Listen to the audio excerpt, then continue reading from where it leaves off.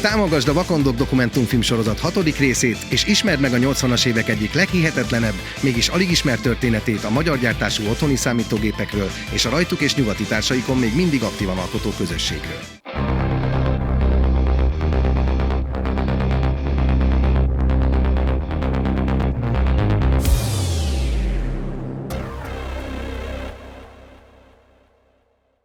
Hát van egy személyes találkozóm a számítástechnikával, mielőtt a Csokonai Művelődési Házba kerültem volna.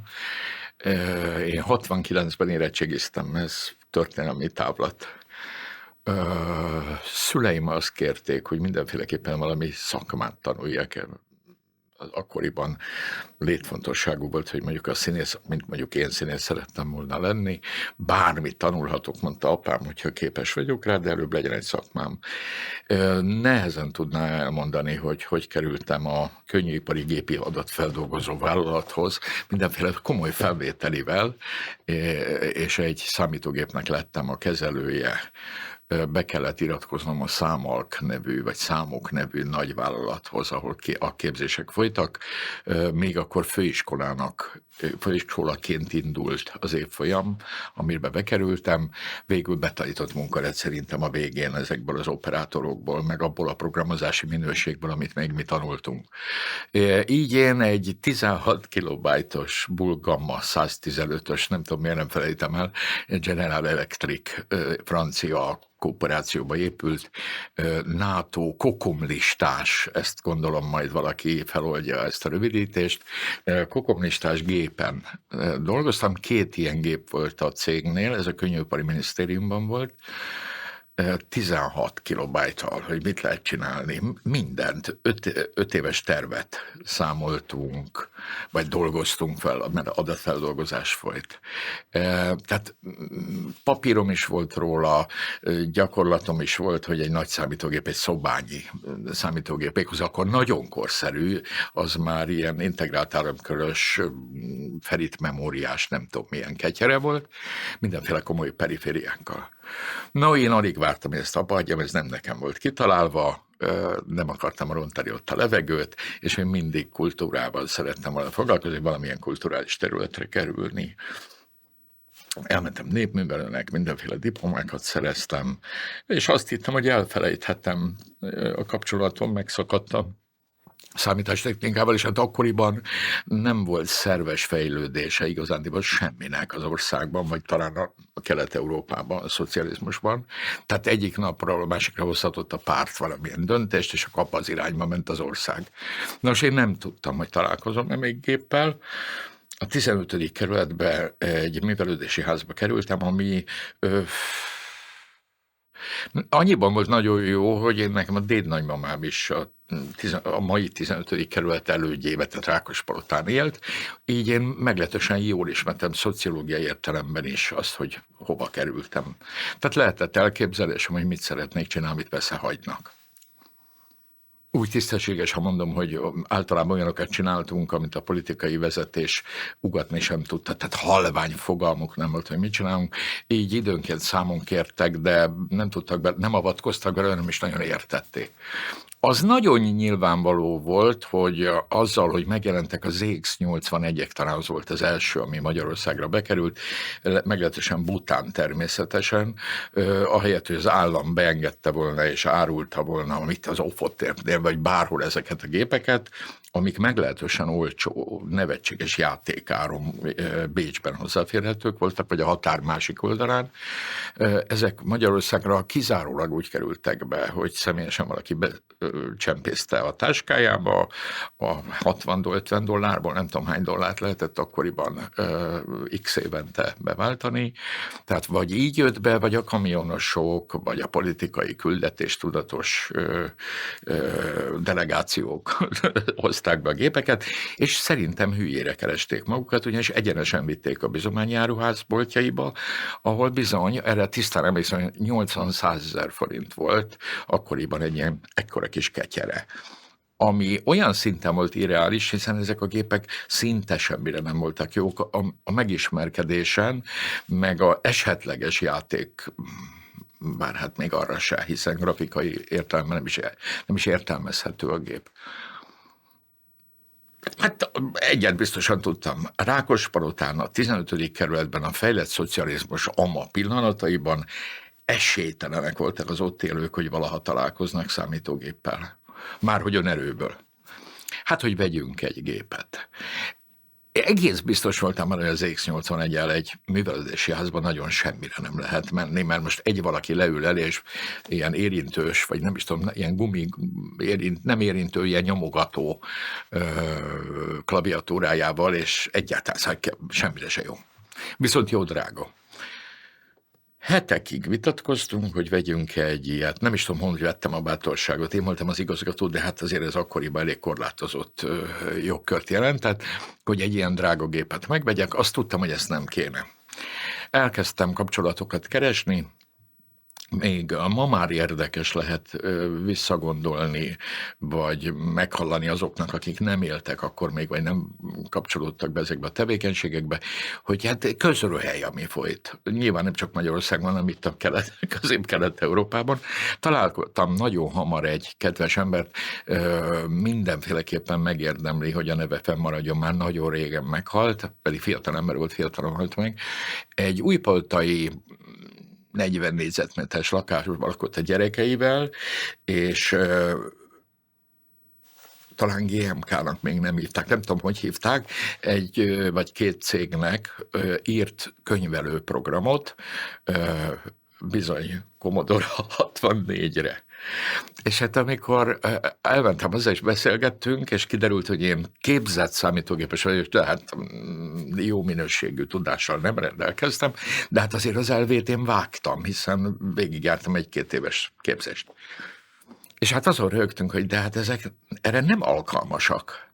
Na de ha az hatalom azt mondta, hát a kormány, vagy nem tudom ki, nem mondta, csak gondolta, hogy ezekkel modernizálni lehet a magyar adatfeldolgozást, vagy a magyar tudományt, hát azért ezen akkor nagyon nagyokat rögtünk, de Dömötör László, akiről most a történetnek ez a része szól, ő végül is már több mint egy éve dolgozott Commodore 64-en, és mondta, hogy hát igen, ez egy játékgép, hát ez nem erre van kitalálva, ez bizonytalan.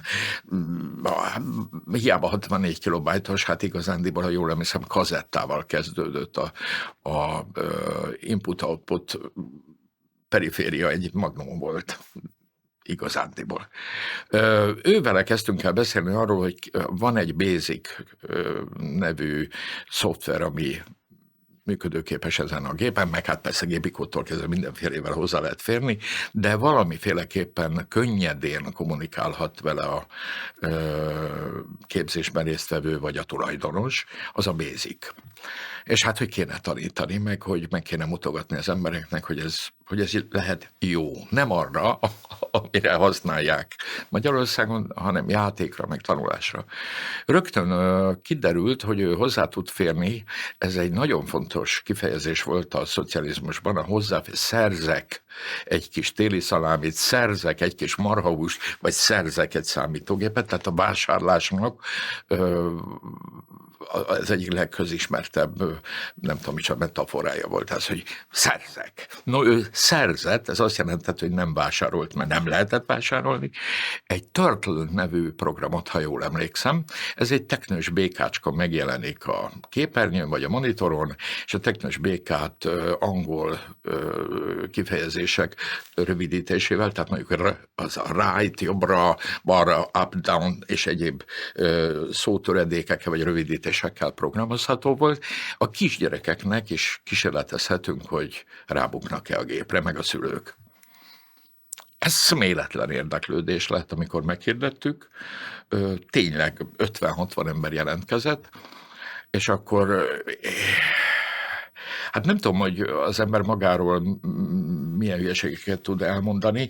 Én mindig hajlamos voltam arra, és nagyon sok sikert értem el őszintén szólva, hogy a legvadabb ötleteket lehet a legkönnyebben megvalósítani.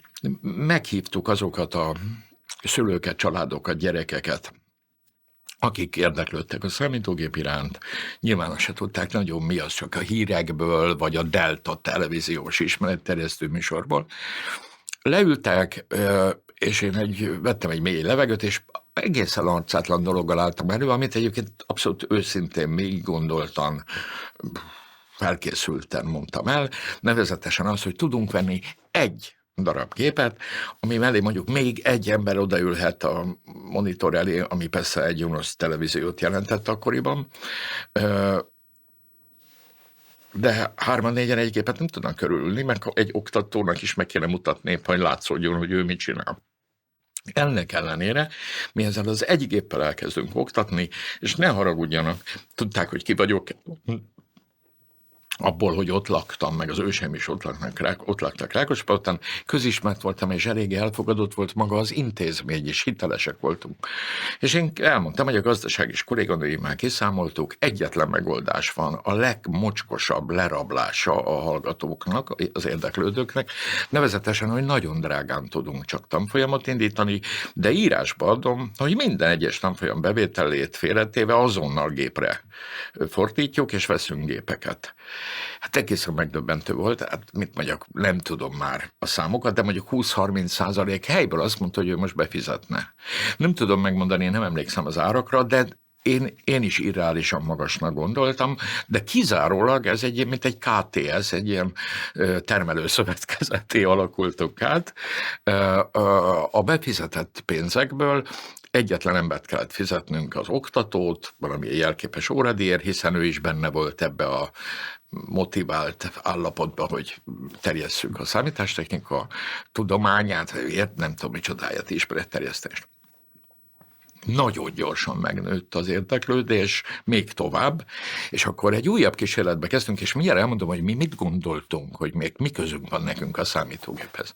Mert hát azért az mégiscsak lényeges. Elindult az oktatás, és rájöttünk, hogy a második vagy harmadik tanfolyamnál, hogy szinte csak gyerekeket iratnak be a szülők. A magyarázat végtelenül egyszerű, ha az ember belegondol, főként, ha mondjuk egy ilyen én művelődésszervező, népművelő, kultúraközvetítő szakember voltam, vagyok, vagy nem tudom micsoda, hogy a gyerekre áldoz a szülő. Azt nagyon hamar átláthatták, nagyon kevés információ alapján is, hogy ez fontos lehet majd a későbbiekben. Hogy a gyereke ebben a tudományban, vagy nem tudom micsodában, eszköznek az ismeretében minél hamarabb géphez jusson. Drága is volt, és hát mindenki miből indult ki. Hülye vagyok én már ehhez, édesfiam. Tehát se a nagypapa, se a nagymama, anyuka, apuka kiesett, hiszen ők nem akartak égni. És akkor mi rájöttünk, hogy ez így nagyon nem jó. Nem lesz, aki a gyereket otthon motiválja, tehát gép nélkül gépet tanítani, hiszen benne a házban, a művelődési házban bejön, megjön az órára, egy darab géphez időnként hozzájut, otthon nincs gép, hát ennek nincs értelme. Ahogy vásároltuk a gépeket, elkezdtünk nagyon tisztességesen manipulálni, pontosabban nem manipulálni, hanem hosszas beszélgetéseket tartani azokkal a szülőkkel, akiknek az a néhány gyerek, aki már gyerekként jelentkezett, még bennült az órán, addig apukát, anyukát gyúrtuk. Mégpedig arra, hogy ne adja föl, tehát üljön oda a gyerek mellé, mert így kidobott pénz, nem tudja, hogy miről, a gyerek nem tud kivel beszélni arról az élményről, amit kap. Rábeszéltük a szülőket, hogy kedvezményt kapnak, hogyha a gyerekkel jönnek. De ez valami eszelősen bejött, nem tudom, hogy okosak voltunk-e, de hogy voltunk okosak, jól fantáziáltunk, vagy jó volt a koncepciónk. Nevezetesen, hogy az apuka rettenetesen fogja szégyelni, hogy a mellette ülő gyereke érti, hogy miről van szó, vagy könnyedén érti, míg ő ott kínlódik. És viszont a gyerek meg nagyon büszke lehet arra, hogy az apának ő mondja meg, hogy ne azt nyom meg apa, meg nem right, hanem left, meg nem tudom micsoda, hiszen akkoriban még az orosz tanítás reneszanszát éltük. Reneszanszát, még úgy azt hihettük, hogy 200 évig úgy is marad. Elég az hozzá, hogy azzal, hogy papa, mama, nagymama, nagypapa kerülhetett gyerekkel, megmaradt a biztonságos utánpótlás, tehát hogy jelentkező lesz. Jól jártak a szülők, mert olcsóbb lett a kettőjük tanfolyama, mint egy-egyé. Nem utolsó sorban tényleg tudott otthon legalább beszélni a dologról, és megjelent a kiutazó, turistaként elutazó magyarok listáján egyre inkább a mindenféle buta fadezodortól kezdve, hiszen akkoriban azt meg alkoholokat hoztak, nem tudom mi mindent az emberek, megjelentek, nyilván nem a csokonai miatt, de egyre nagyobb létszámban mi körülöttünk lévő embereknél a listán a titokba eldugdosott Sinclair, Commodore és az ZX81. Nem utolsó sorban Nyugat-Európában ugye a kapitalizmus, a büdös kapitalisták hamar rájöttek, nyilván nem feltétlenül Magyarország miatt, hanem a kelet-európai vásárlók miatt, hogy kit beadták, kis zacskóba szépen lehegesztve, ott voltak az alkatrészek, azt jól el lehetett tenni a bőrönbe, vagy a táskába, nem tudom hova, és otthon szépen összebügykölte a puka, hiszen kapott hozzá egy rajzot, azt se kellett tudni, hogy mit dugdos be, és miért oda. A rajz szerint összerakt, és volt egy jelképes összegért vásárolt számítógépe. Berobbant a dolog. Szinte a hét minden napján, egy fél év után, 3-4 év után már volt oktatás délutánonként a Csokonaiba. Az is jó hatású volt, pontosabban nem volt kudarcos, hogy óvodások, ez így nem igaz, első általános iskolás gyerekek, akik tudták, hogy mi az, hogy jobb és bal. Ez volt az egyetlen, amit megkérdeztünk, ugyanis a gyereknek duplán kellett, egy nagyon bonyolult absztrakciós képességet kellett fejleszteni, nevezetesen, hogy így látja, hogy írunk.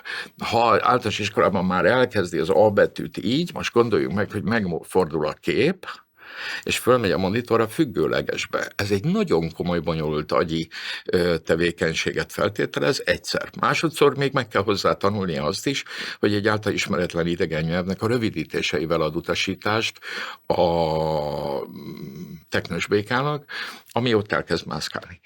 Frenetikus sikerünk lett. Frenetikus.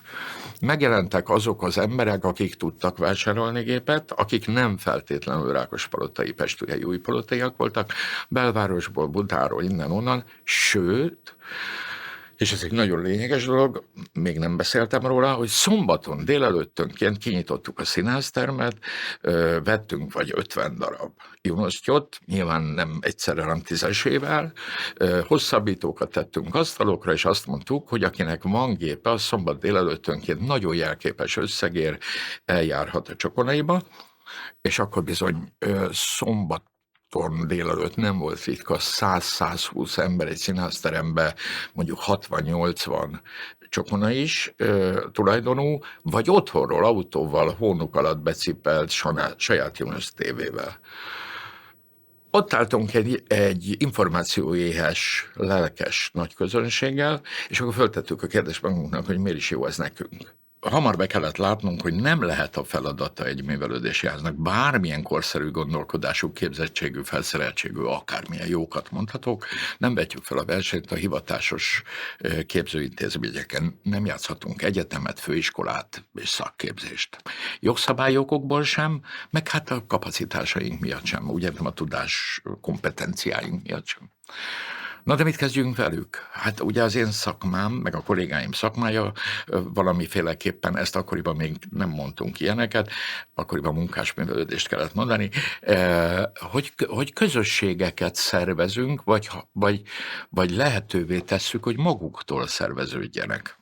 És akkor már ebből a szombatonként járó társaságból kezdtek barátaink lenni a vendégek közül, és akkor nagyon komoly beszélgetéseket szerveztünk, hogy mit is csináljunk. Elég hamar beláttuk, hogy az lenne a jó, ha egy összetartó és önmagát is fejleszteni képes közösség jönne létre, hiszen könyvek sem mindenféle volt, de igaziból különösen az amatőr, vagy nem jó szó, hogy amatőr, nem hivatásszerűen számítástechnikával foglalkozók számára hozzáférhető tudás és közvetítő intézményrendszer nem volt.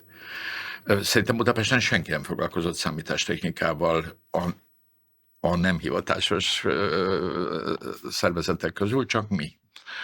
Tehát így magyarul nem voltak nagyon versenytársak. Talán a Neumann társaság már szerveződött, ezt nem tudom. Tehát nem akarom elorozni a babérokat a más nálunk jobban dolgozó cégnél. Berobbantunk a köztudatban, nagyon sok újságcikk jelent meg, ez természetesen újabb és újabb érdeklődőket terelt hozzánk, és akkor azt mondtuk, hogy lehet könnyen és gyorsan egy olyan csapatot vagy csoportot létrehozni, ahol megbízható emberek vannak, hiszen nagyon drága eszközökkel játszanak vagy tanulnak, azt nem lehet, hogy állandóan üljön a gépen mellett, tehát ha mondjuk elmegy a gépen mellett, ne lopja el valaki, ne nyúljon hozzá, mindenki féltette a gépeit. És akkor valaki bedobta, nem tudom, hogy ki volt közülünk, de a csapatból, tehát a munkatársaim és a szűken vett első kvázi klubtagok körül, hogy angol klubot csináljunk.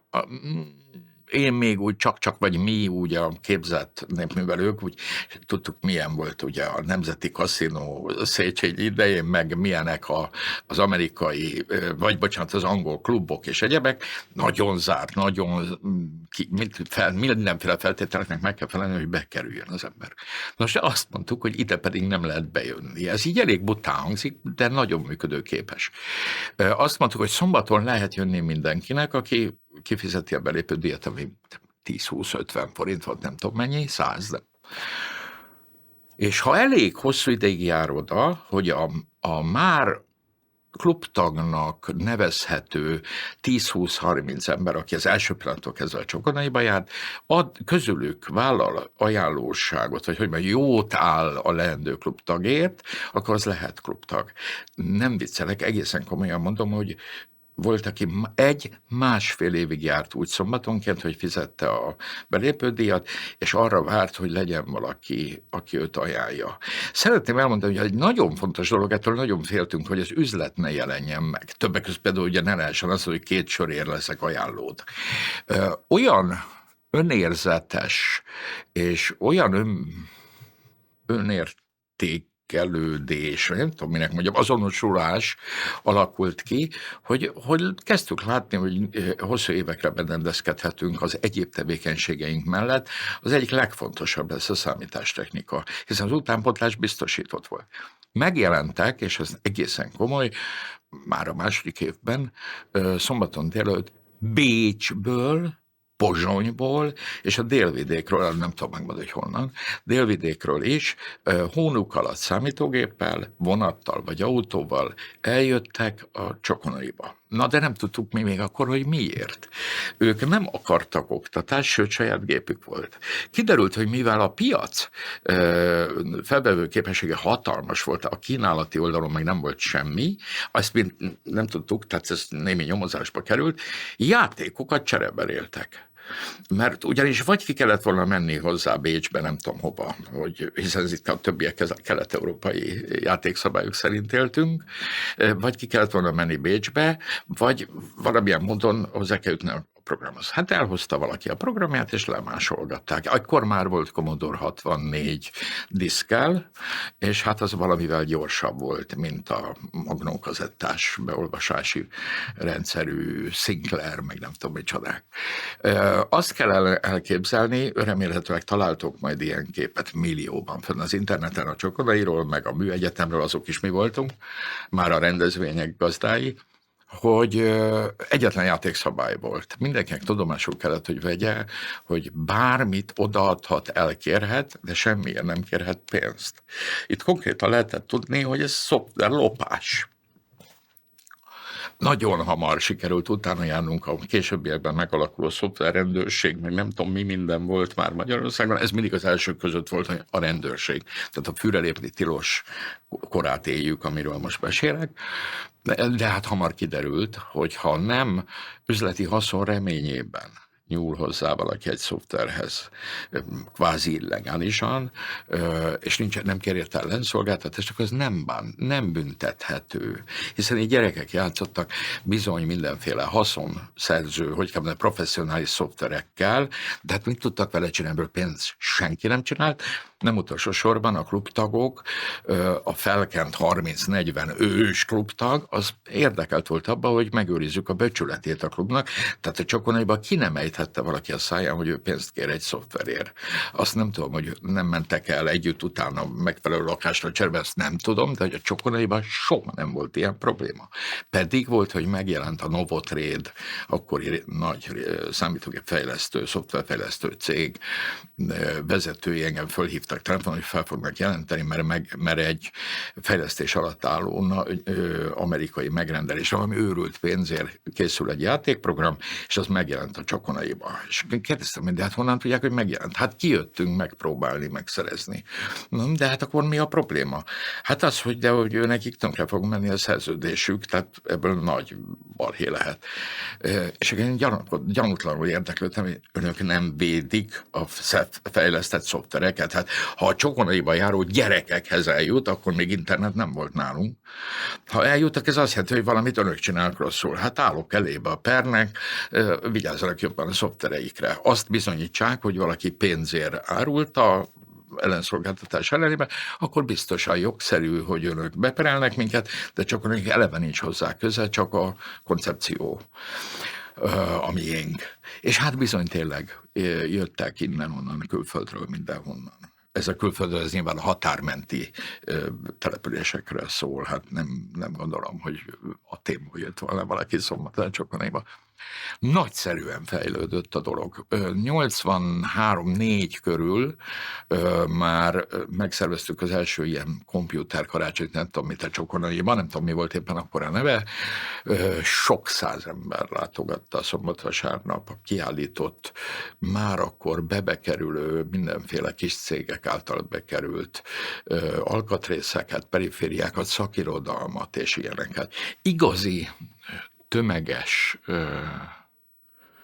mennyiségi, minőségi változás akkor következett be, amikor nem pontosan emlékszem rá, de talán a KISZ Központi Bizottság, hát akkoriban ugye párt és pártos szervezetek nélkül szinte semmi nem működött, ez talán így túlzás, az én véleményem szerint ez elég nagy baj volt,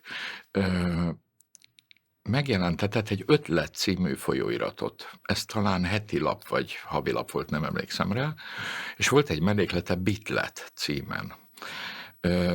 A kiadó, a főszerkesztő, ennek a mellékletnek, a Bitletnek a főszerkesztő Angyalosi László volt, későbbi nagy reklámcégnek a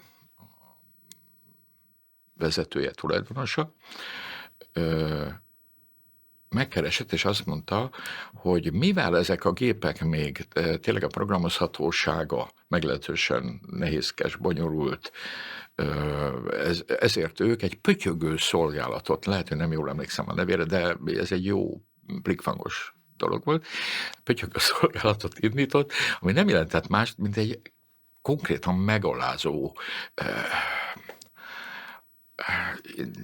semmi jót nem tudok mondani. Tehát gondoljunk bele, hogy egy országban a számítástechnikai fejlesztés egyik útjaként 5-10 oldalakon keresztül programcímeket és a utasításokat kézzel be lehetett pötyögni a gépbe, és akkor lehetett mondjuk pingpongozni, nem tudom mit csinálni, valami nagyon egyszerű kis szoftvert működtetni, de erre nem volt nekik sem emberük.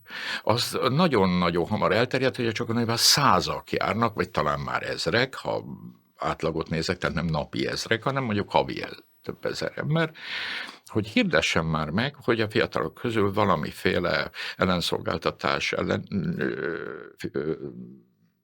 kötött szerződés vagy megállapodás alapján pötyögjék be ezeket a programocskákat. Ezek Basicben. Készleteket közrehely volt, tehát én azért akkor még, ha nem is aktív számítógépes voltam, de mondjuk Fortran-tól kezdve nem tudom miféle komoly programok után szembesülni, hogy Basicben írják be, hogy go to 10 write, ez egy meglehetősen string idézőjel, és ott írkálták a gyerekek. Egy nagyon fantáziadús reklám szakember volt Angyalosi László, később ő a Geszti Péterrel, ez az Akció Kft. A legnagyobb egyik reklámcég tulajdonosa lett, de akkor még ilyen baráti alapon elkezdtünk együttműködni. El kellett ugyanis döntenünk egy dolgot. Képzéssel foglalkozunk, és az üzleti részének a fejlesztésével, ami nyilván nem a szó valódi értelmében, tehát én soha nem akartam volna üzlettel foglalkozni, meg semmi közünk nincs is hozzá. A másik, hogy oktatással, vagy ténylegesen közösségfejlesztéssel. Ez elég bután hangzik, de ha ekkora tömeg azonos témában, vagy hasonló témában motivált, akkor az egy hatalmas erő. Tehát a kereslet mindig kínálatot teremt, de ha a kínálat, a túlkínálat is, az meg keresletet, tehát magyarul, ha lehetőséget adok embereknek, akkor azonnal előjön a zsenialitás, az intellektus fejlődése, és hát az egy komoly vonzerő. Hát és ez mind ott volt a Csokonaiba, és ekkor találódott ki, hogy mit lett Karácsony legyünk. Ők azt tették bele a vállalkozásba, ami persze ilyen idézőjeles vállalkozás, de kulturális vállalkozás végül is, hogy ők ingyen reklámozzák a rendezvényeinket, mi cserébe használjuk az ő nevüket, tehát azt mondjuk, hogy Bit lett Karácsony, Bit lett kiállítás, Bit lett nem tudom micsoda. Tehát magyarul mi semmit, pénzt, ilyesmit nem kellett ezekre költenünk, ők meghozták nekünk a népszerűséget, a reklámot. Kézenfekvőnek látszott, hogyha eléggé nagy az önbizalmunk, és azért akkor már volt megalapozott önbizalmunk, hogy valamit jól csinálunk, hogy kibéreltük a Műszaki Egyetem auláját, később a szakszervezetek székházát, a Puskin utcai közalkalmazottak székházát, én nem tudom megmondani, hány helyen voltunk, persze a Csokonaiban indultunk otthonról, óriási számítógépes kiállítást és találkozókat kezdtünk szervezni, komputerkarácsony, bitletkarácsony, mikrovilágkarácsony, különböző nevei voltak, ez bizony kemény kapitalista üzleti alapon. Vagyis nekem meg a kollégáimnak az volt a koncepcióm, hogy ami eladható, ami fontos, azt csinálni kell, nem szabad, hogy profit alapon működjön, de non-profit alapon, nevezetesen, tehát, hogy bevétel képződik a sikeren, és mellé szakmai siker is van, és újabb beruházásokat, fejlesztéseket tudunk csinálni, ez itt egybeadódott nekünk. Tehát itt volt a tányér, és a tányéron egy szép nagy szelet hús, amit senki nem vitatott el, hogy a miénk. Tehát nem kellett küzdenünk versenytársakkal, mert mindenki szeretettel és örömmel fogadott partner volt, és akkor azt mondtuk, hogy akkor megyünk a műegyetemre.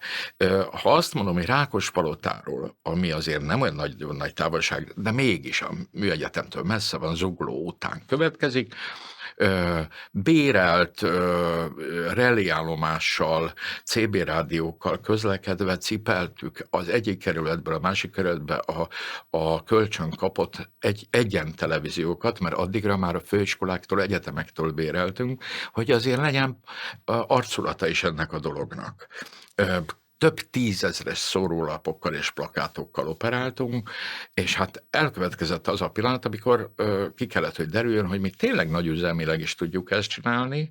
Nyilván a másik, a számunkra fontosabb, a közösség fejlesztése, a klub, a Csokonai számítógépes klub fejlesztése, az a fajta együttműködés, amiben fejest ugorhattak a gyerekek, a fiatal klubtagok, meg az idősebb klubtagok egyaránt, itt színészekre, rendezőkre, mindenfélékre gondolhat a néző vagy hallgató, és hát aki akkoriban élt és érdeklődött a dolog iránt, az tudja, hogy Rákospalotára kellett jönni, az volt a mekkája az amatőr számítógépezésnek.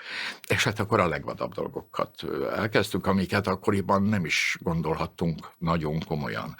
A Királyi Rádió, a Kossuth Rádió, az 5. sebességben, ez egy reggeli ifjúsági vagy ifjúsági magazin műsor volt, sugároztunk Commodore szoftvereket, néhány perceseket reggel, amikor a komputerkarácsony a programja megvolt már, és ezzel a digitális szörnyű fütyüléssel tudtuk lökni az érdeklődő közönség számára, hogy jöjjenek a komputerkarácsonyra. 10 000 jöttek.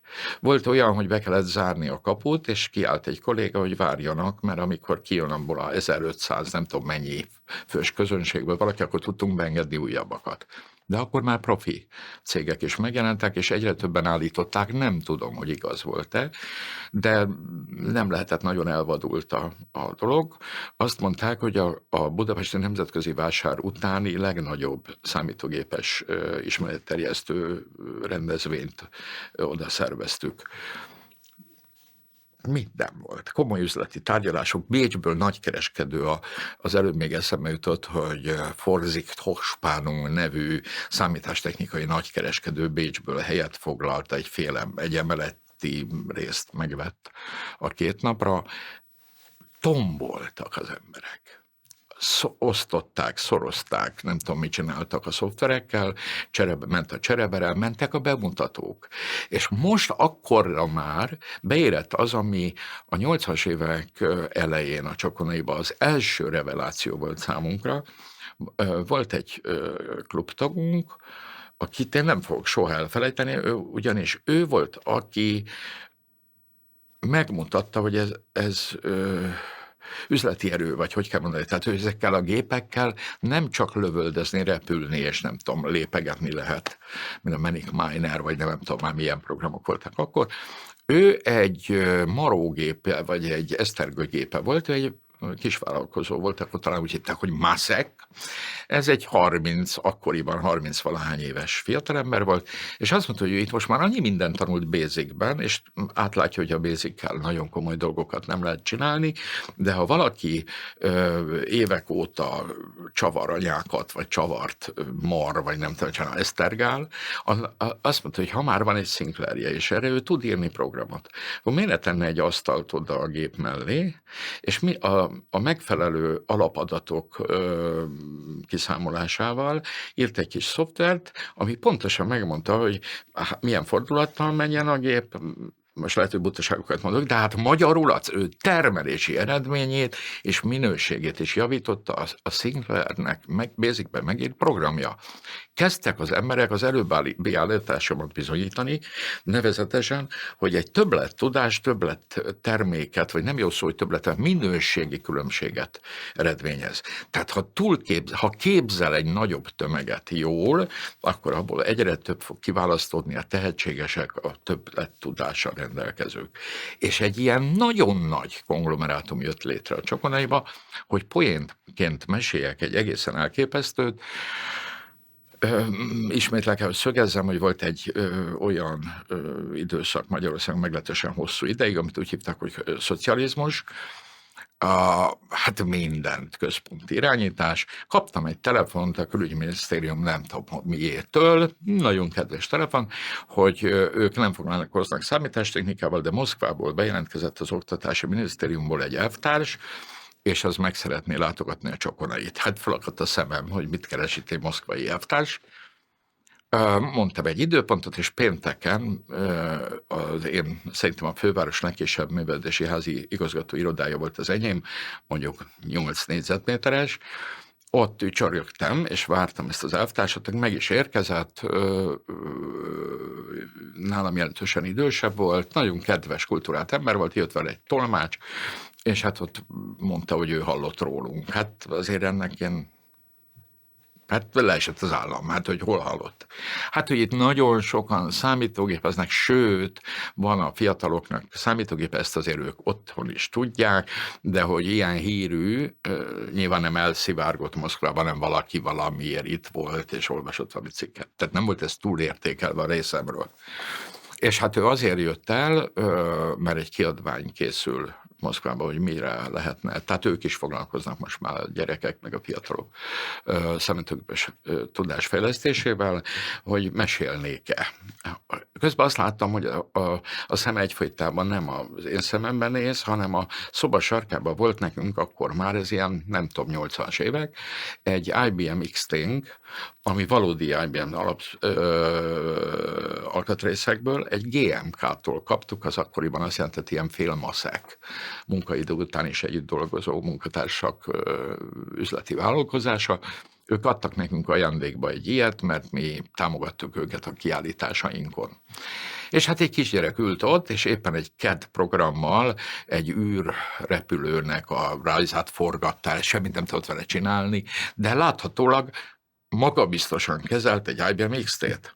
Ami azért volt a szobában, mert azért azt nem akartuk kitenni, először is senkinek nem volt magántulajdonban azon a környéken IBM-je, egész más szoftveresen, meg minden szempontból ugye egy IBM, de a tehetséges gyerekek, akik azt mondták, hogy őket érdekel valami, azok beülhettek oda. Nos, az elvtárs megkezdte tőlem, hogy de hát milyen alapon nyúl ő ahhoz? Ki az a gép? Mondta, hogy a HZ, pontosabban, ha úgy vesszük, a klub B, mert hát hiszen én nem használom az IBM-et semmire. Hát ettől elájult, és mondta, hogy de ő azt hallotta, hogy itt sokkal többen is vannak. De mi akkor igyon egy teját, kábét, és utána bementünk a színházterembe, ahol pénteki átlagos, hétköznapi számítógépes élet zajlott. Ami azt jelentette, hogy nem nagyon lehetett bemenni. Akkoriban már 150, 160, 200, 250 változó igazolt, rendszeresen odajáró klubtag volt. Ezek nagyrészt hozták a gépeiket, hiszen nekünk már nem volt értelme gépet vásárolni. Tehát magyarul a közgazdaságnak az alapjaival kezdtünk megismerkedni, hogy nekünk már nem kell befektetnünk.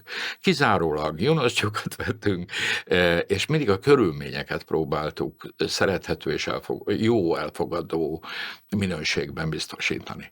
Nos, kinyitottam az ajtót, és meglátta egy színháztermet, ami tele gépekkel, és vadul máshol mindenki, nem csak ülve, hanem állva is, mert hát nem volt elég hely. Hát azt mondta, hogy ő ilyet nem látott, ez mi? Hát mondtam, hogy ez a klub. Na de itt mi folyik? És hát mondtam, hogy mi folyik. Hát ez fantasztikus, és hogy önök ezt nem fogják elhinni, ha hiába írja ő le hivatalos kiküldetésben is jelentésében, tudnánk-e fényképet csinálni. És akkor valaki fölült a biciklire, vagy autóba beült, nem volt benne a ház gépe, és lefotózták. Egy fél évvel később kaptam egy kis kötetet, kiadványt Moszkvából, ettől a bácsitól, én betűt nem tudok olvasni oroszul, és hát nagyon nem is érdekelt minket, egy orosz tanár elolvastattuk, káprázatos minősítéseket írt az öreg, hogy ő mit látott Palotán, és állította, hogy az ő oktatói minőségben jól képzett, nem tudom milyen elvtárs volt, tehát nem egy politikai küldött volt, megesküdött akkor, hogy az ő tudomása szerint nincs 10 gép IBM Moszkvában a nem titkos körülmények között, tehát nyilván a hadsereg, a belügy, a kormány biztos használt már IBM-eket, de hogy közösségi használatra tudni, hogy még nem volt, tehát ő is örült, hogy itt látta. Hogy hitelesítsem, és hát hasonló poénok százai történtek, de még egyet, a Német Demokratikus Köztársaság Kelet-Németország, akkor még ugye ilyen volt, nagykövetségéről kaptam egy magyarul beszélő, vagy magyarul egy telefon, mely szerint valamelyik ataséjuk gyermeke, ilyen 10 éves gyereke értesült valahonnan, hát itt laktak nyilván Pesten a nagykövetség alkalmazottai, hogy van a Csokonai és van a számítógépes klub, és hogy tegyen már lehetővé, hogy klubtag legyen a gyerek.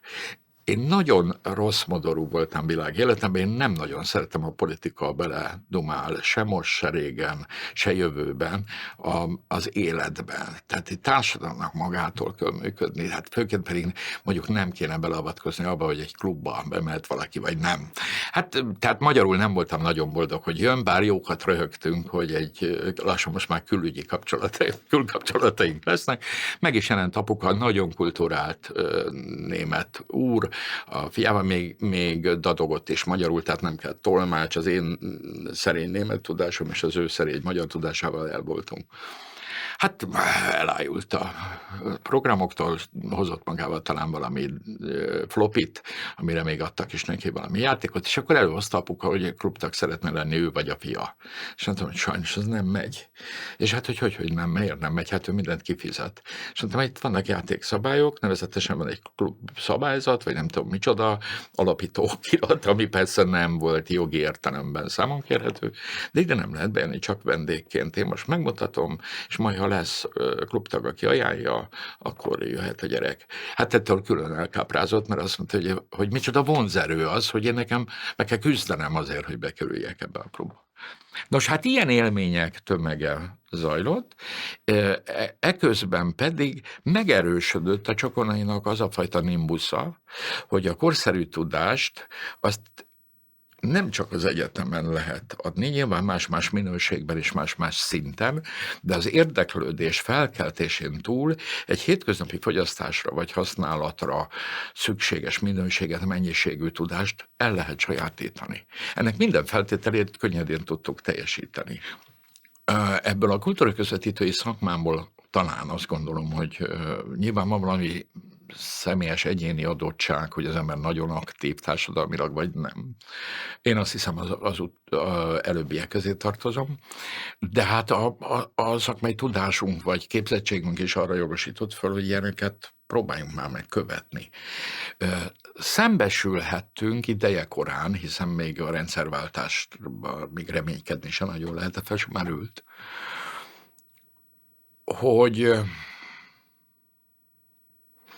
hogy mennyire potens, befogadó és aktív elsajátító, tudás elsajátító, meg fejlesztő, meg nem tudom micsoda tud lenni egy társadalom, ha hagyják.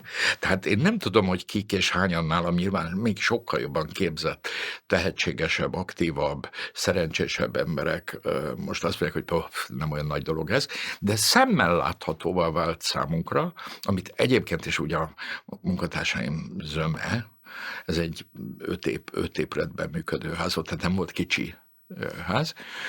Szembesülhetünk azzal, hogy nem kell akadályozni. És akkor már minden megy. Tehát nekem az irodámban hosszú időn keresztül lógott a falon egy gépelt néhány soros papír, mert az volt írva, hogy köszönjük szépen, nem kell segíteni, csak kérjük, húzza bejebb a lábát. Ha kijött a tanácselnök helyettes, akkor én bizony mindig azt mondta, hogy ezt miért nem szeded le. Mondtam, azért, mert tényleg nem kérek tőle többet, csak húzd bejebb a lábad. Már hogy ne gáncsolj. Tehát, hogy nem tudtuk, mindenki hazudik, aki azt mondja, hogy tudta, hogy jön a rendszerváltozás, meg ilyenek. Biztos voltak, akik tudták, de szerintem a tömeg még az értelmiségben is igen kevesek voltak. Utólag persze sokan igazolták egymást, hogy sötétben együtt bicikliztek, és látták egymást. Tehát ez a mindenki vagy forradalmár volt, vagy emlékszünk, a második világháború végén is kiderült, hogy szinte önmagát szabadította föl Magyarország. Tehát, de én azt gondolom, hogy nem tudta senki, hogy mi lesz, vagy nagyon kevesek. Az viszont jól látszott, hogy mekkora társadalmi potenciál van a tudás iránt, meg a fejlődés iránt. És ez persze nem úgy, hogy ránézett az órára apuka, és azt mondja, na kisfiam, fogd a hátadra a Commodore-t, mert most megyünk szellemi potenciálunkat bővíteni. Egyszerűen volt egy vonzerő, nevezetesen, hogy a világ jobbik felén, vagy gazdagabb felén vadul lehetett játszani Commodore 16-tal, 64-el és egyebekkel. Itt pedig még talán fel is értékelődött a hozzáférhetetlenség, vagy nehezen hozzáférhetősége miatt ennek az egésznek az értéke. És itt volt, eskü alatt vallom, hogy jól látom. Ha nem hülye az akkori pénzügyminiszter, nem fogom kimondani a nevét, később nagyon nagy ember lett. És ha nem hülye egy csomó döntési szituációban kompetens politikus, akkor kellett volna tömegével behozni ezeket a kis számítógépeket, ahogy később például mondjuk a hűtőszekrényeket sem kellett volna hagyni, hogy a magyar ember kivigye a valutát és az árok szélén vegye meg Ausztriába, hát be kellett volna hozni, azt kellett volna mondani, hogy tömeges képzést támogatnak, és ma Magyarország nem ott tartana 2019-ben, hogy szinte könyörögni kell a fiataloknak, hogy menjenek számítógépes szoftverfejlesztői vagy hardveres szakmákba tanulni, és eszelős, az átlaghoz képest kiváló fizetési feltételek mellett is sokkal kevesebb van, mint amennyi kellene, vagy lehetne. És ott volt ez a pillanat, nem a Csokonaiban, minden olyan helyen, ahol géphez jutottak ezek az emberek. Nálunk talán látványosabbá vált, vagy mondjuk egy ilyen laboratóriumi közeg, ahol ha valaki kompetens, témában kompetens ember odajött volna, ott fortyogott a magyar kis társadalom számítástechnikai információ iránt éhes közönsége. És sorra alakultak meg, ahogy jött a rendszerváltás, az 576 kilobájt című újság, a Guru, ennek aztán megjelentek az üzletei. És ezek a srácok nálunk kezdtek. Verebes István színművészt a Konrád Antalig, most ez a kettő jut eszembe, a gyerekeiket rohanvást taxival hozták a Csokonaiba nyári táborba, számítógépes táborba, majd Verebes leült mellé, és mondta, hogy Lajos, tényleg azt mondod, hogy én is tanuljam meg? Mondtam, én nem mondom, de hát miért nem tanulod meg? Majd beiratkoztak. Tehát mindenki megkereste. Kiderült, hogy nem kell nekünk agitálni senkit, hogy tanuljon, mert egyébként is az megette a fene, hogyha valakire... Tehát vannak formális szituációk, meg informálisak. Ez utóbbi sokkal hatásosabb, hiszen itt tényleg a barátok, szomszédok, intézmények egymást vonzották ide. Nagy vállalkozás lett belőle, még egyszer szeretném beszélni, hogy nulla pénzügyi eredménnyel, mondjuk annyi nyilván, hogy esetleg tudtunk venni egy projektort, talán akkoriban még projektort se. És akkor persze jött a felébredés. Ez egy nagyon szomorú pillanat. Laikusként mondom, tehát ha valaki ezért ki tud nevetni, van oka kinevetni, hát tegye. A közösségi hatása szinte percek alatt eltűnt. Az első bűnt, a casus belli, vagy a halálos bűn, vagy nem tudom micsodát, vagy hívt Amiga megjelenése okozta. Nem tudom meg, hogy mikor, megjelentek az első jól szituált családok gyermekeinél a Csokonaiban is az Amigák. És megjelentek olyan szoftverek, amit először azt hittük, nem látunk jól. A már hozzánk 8-10 éve járó felnőtt, vagy fiatal felnőtt számítógép mániásokkal azt néztük, hogy dzsungelben ugráló majmok, nem tudom micsoda, kiváló grafikával akkor már, repülőről ledobják amerikai, nem tudom milyen deszantosokat, vagy ilyen kommandósokat, és azok mindenkire lőnek. És kiváló minőségű hanggal, már sztereóban, kiváló minőségű képnél az egyetlen cél volt, hogy minél több Vietcongot, nem tudom kicsodát, feketét, fehér embert lőj le, oda-vissza, természetesen a támadó és a védő csereverélhető volt, és a rossz pontot, bocsánat, a vöröskeresztes dobozzal ejtőernyővel érkezőre is szabad volt lőni, talán még pluszpontot is lehetett kapni, hogy tessék, gondolj bele morálisan ez milyen hatású. A majmot, ha lelőtted, vagy tigrist ott a harc közben, azért járt büntetőpont. Azért, hogy emberekre lősz, vöröskeresztes katonára lősz, azért nem járt büntetőpont. Ez elgondolkodtató volt. Olyan kézenfekvő, gusztustalan, de mégis feszültségteremtő akció szoftver volt, hogy a gyerekek egyre gyakrabban már természetesen a nagyobbik gépet akarták a legmodernebb szoftverekkel, ahol mondjuk a luxus, nem tudom, miféle versenyautókkal lehetett, tehát nem mindenki gyilkolászott, de megjelentek a valóságos tömeges gyilkolászós szoftverek. Azelőtt is voltak, nem volt ilyen fejlett, nem volt ilyen illúziókeltő. Tehát ez volt az egyik. Nehezebb volt rá szoftvert írni. Feltörni ugyanolyan minőségű volt 2 hét, 2 hónap, tehát nem volt jelentősége, mindent feltörtek a hozzánk járók. Ez egy kiváló tehetségű massza. A masszát a legjobb értelemben mondom, de ez olyan szürkállomány volt péntekenként a Csokonaiban, sütött a levegő. Ez természetesen nem gondolom komolyan, de csupa tehetséges ember járt oda. Mindent feltörtek.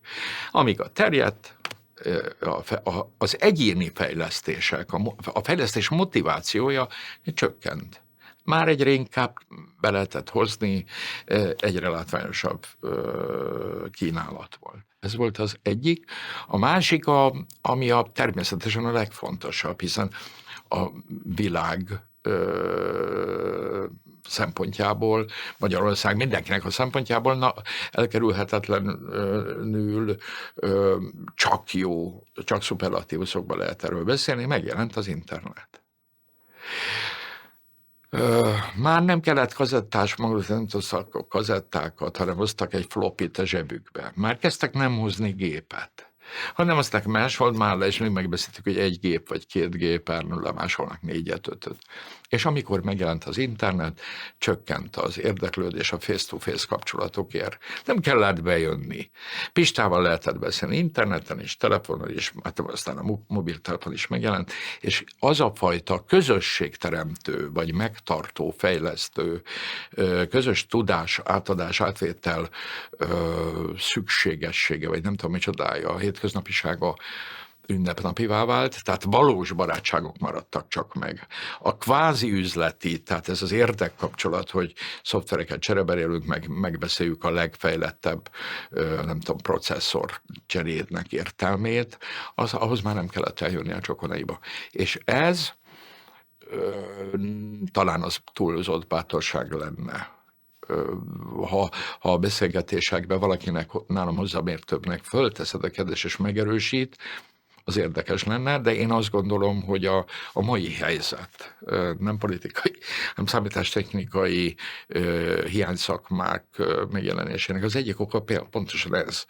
De specializálódik a dolog, tehát nem kell mindenkinek mindent tudni, egyre kisebbeket kell egyre jobban tudni, ennek az átadása már nem feltételezi a személyes találkozót, és hát visszafejlő. Ha nem fejlődött vissza, máig van számítógépes klub 35 év után is a Csokonaiban, de ma már tényleg a barátok járnak oda, ahova mindig örömmel várnak egy máshonnan előkerült embert, és bizony gyűjtik a Sinclair QL-t, az Amigát, a Spectrumot, a nem tudom micsodákat, nagy hozzáértéssel, de már sokkal kisebb motivációkkal.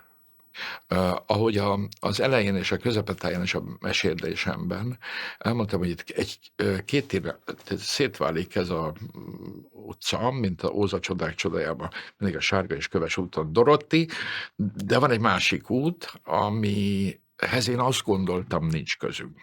Tehát az nem működik, hogy üzleti oldalát is fejlesztem, és arra kacsingatok, mert ez hamar elmegy ám. Akkor megjelennek majd azok a jó szándékú, vagy héja ösztönű tehetséges vagy tehetségtelen fiatalok, idősebb emberek, akik ebből majd jogszerű, legálisan üzleti nem tudom, érdekek vezéreltetnek, és van a másik irány, az a közösség, nevezetesen, hogy önirányító, tehát hogy magát, hogy nem én mondom meg, hogy neked mire jó, nem keresd meg te. Tehát mi nem akartunk. Persze, a Kecskemétig elmentünk, Pesten is elmentünk, már most kollégákról, tehát a hivatásosokról beszélek, nem számítógépes hivatásosok, kultúra közvetítő hivatásosokhoz, hiszen nekünk volt egy fórum. Hát mi már 83-84-ben, nem tudom, hogy volt-e már akkor, tehát akkor rosszul mondom az évszámot, de az biztos, hogy az első évben, amikor megjelent a Apple Macintosh, akkor a pénzügyminisztériumból egy hónapon belül már kihozta az egyik ottani szoftverfejlesztő a Csokonaiban, hogy na nézzétek, ez az Apple Macintosh. Tehát mindenre nyitottak voltunk és kapcsolatkészek, nem nagyon voltunk kapcsolatkeresők. Ugyanis azt mondtuk, hogy hagyj menjen arra ez az egész ügy, amerre valós igény, vagy valós érdeklődés vákuumja látható. És azt viszont nagyon komolyan vettük. Lásd, ugye a kiállítások, a baráti kapcsolatok és egyebek. Nem tudom, hogy tévedtünk-e. Ezt nem nekem kell végig gondolni, már azért is, mert hogy ugye én közben már abba hagytam.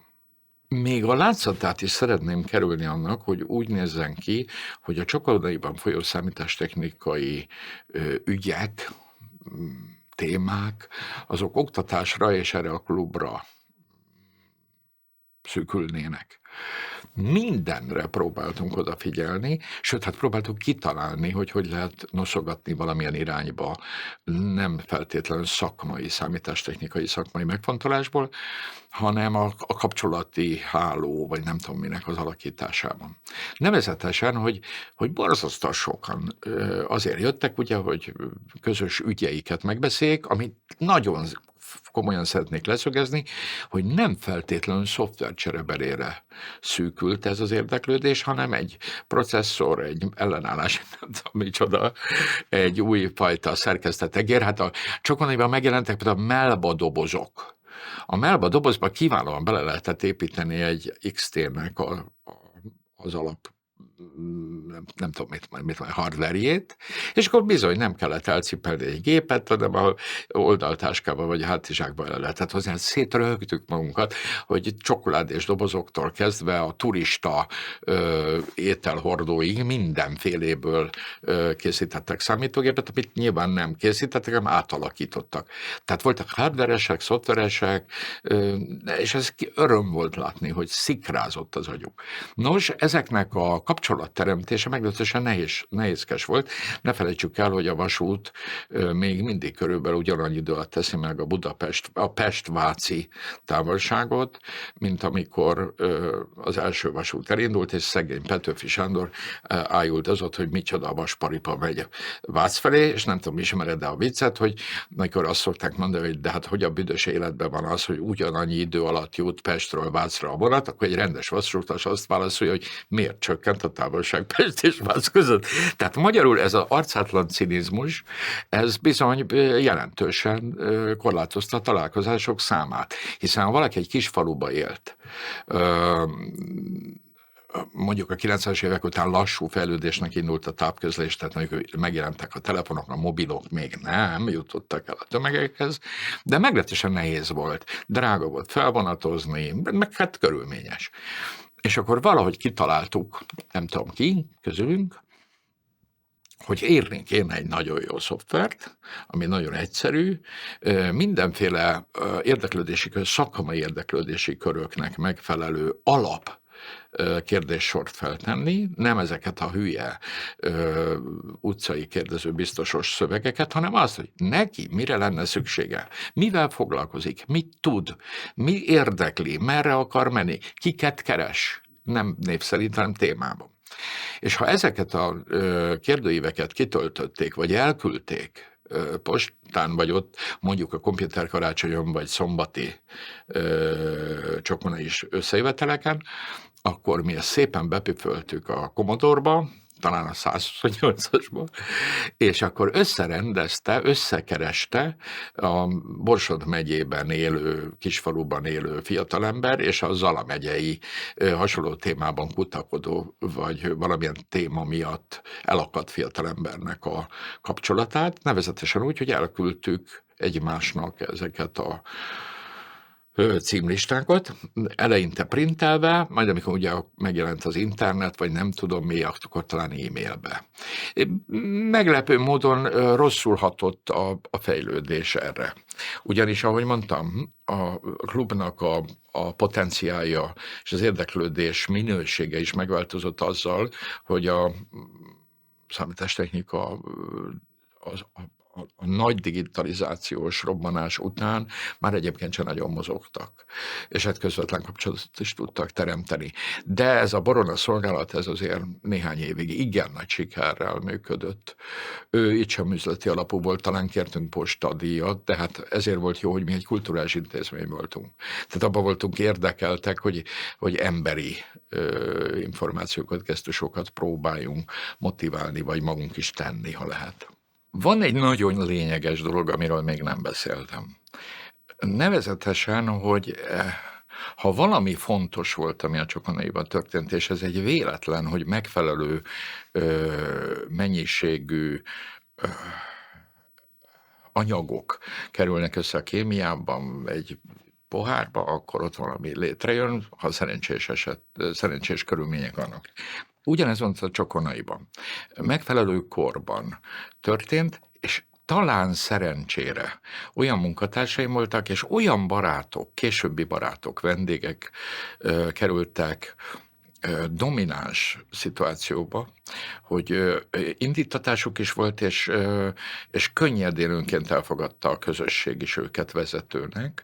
Ez a, talán jól mondom, opinion leader, ez a rejtett vezetői adottságokkal rendelkező emberek. Nem teremtődött meg az a szituáció, hogy elhiggyük mi szervezők, hogy rajtunk múlnak dolgok. Tehát nem mi voltunk a lényeg. Hogy ez úgy mindig kiderült, és ettől még hitelesebbek és közkedveltebbek, csodálatos barátságok születtek. Közkedveltebbek lettünk, ugyanis segítők voltunk, nem irányítók. Tehát arra figyeltünk leginkább, de ez meglehetősen látványos volt ebben a korban, lévén ez egy ritka eszköz, modern eszköz, társadalmilag olyan társadalmi csoportok részesültek eleinte a hozzáférhetőségből, tehát hogy gépük lehetett, vagy ilyenek, tehát hogy a feltételek megvoltak-e. Nálunk is megvoltak. A későbbiekben mi még egyszer megéltük ezt, tehát kvázi tudatos szituáció teremtés is zajlott. Mi későbbiekben csináltunk 19 kis játékfilmet, ami Oscar-díjig jutott el. Nem kaptuk meg Oscar-díjat, de a legjobb 10-ben benne voltunk.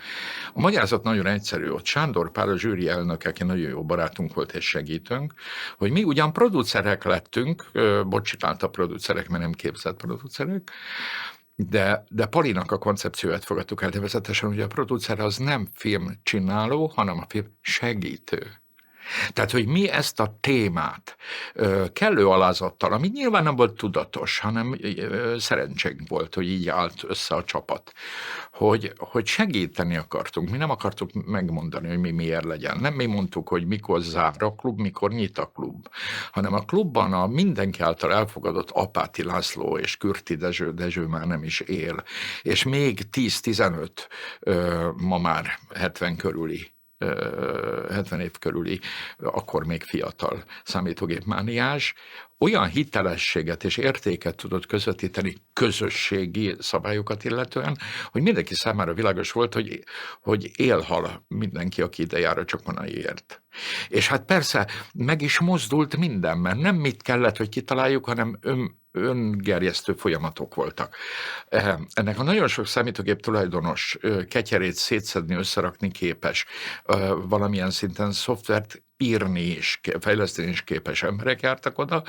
90-es években már megjelentek, vagy 80-as évek legvégén azok a kisvállalkozók, akik számítógépes alkatrészeket, kiegészítőket, könyveket, ismeretterjesztő alapanyagokat, mondjuk diszket, és nem tudom mi mindent árultak, üzleti feltételek között, tőlük már pénzt kértünk, pénteken és szombaton kitelepültek hozzánk, és akkor a klubtagoknak el se kellett menni megvásárolni egy szükséges eszközt, mert feladták a megrendelést, következő héten már ott is volt, a helyükbe hozták. Tehát egy olyan igazi klub lett, ami minden igényét megpróbálta kiszolgálni, és segíteni a csokonai kultúra közvetítői munkatársai. Tehát ennyi volt a legfontosabb ebben a koncepcióban. És bizony nem akartunk ráülni semmire. Megjelentek a demóklubok, a demo rendezvények, amikor megmutatták, hogy mit tudom én, milyen látványos szoftvereket képesek otthon összekutyulni, kavarni vagy fejleszteni. Mindenféle gyártmányoknak, szoftverfejlesztő cégeknek a támogatásával, nem is tudom, honnan szereztek pénzt. De tisztáztuk, hogy ha üzleti vállalkozás, akkor a klub, mint olyan, csak eszközeivel és segítségeivel számíthatnak, és mindent meg kell fizetniük. Ez borzasztó fontos volt, mert ha nem engedtük volna, és nem éreztük volna, hogy ez más, akkor ott hagytak volna minket, elmentek volna egy termet bérelni. Bolondok lettek volna elmenni, hiszen ők itt otthon voltak. Az egy nagyon nagy dolog, ráadásul nyilván kedvezményes áron adtunk olyankor termet. Tehát egy folyamatos, fejlesztő, működőképes, ismeretterjesztő és közösségi programot szervező csapat lett.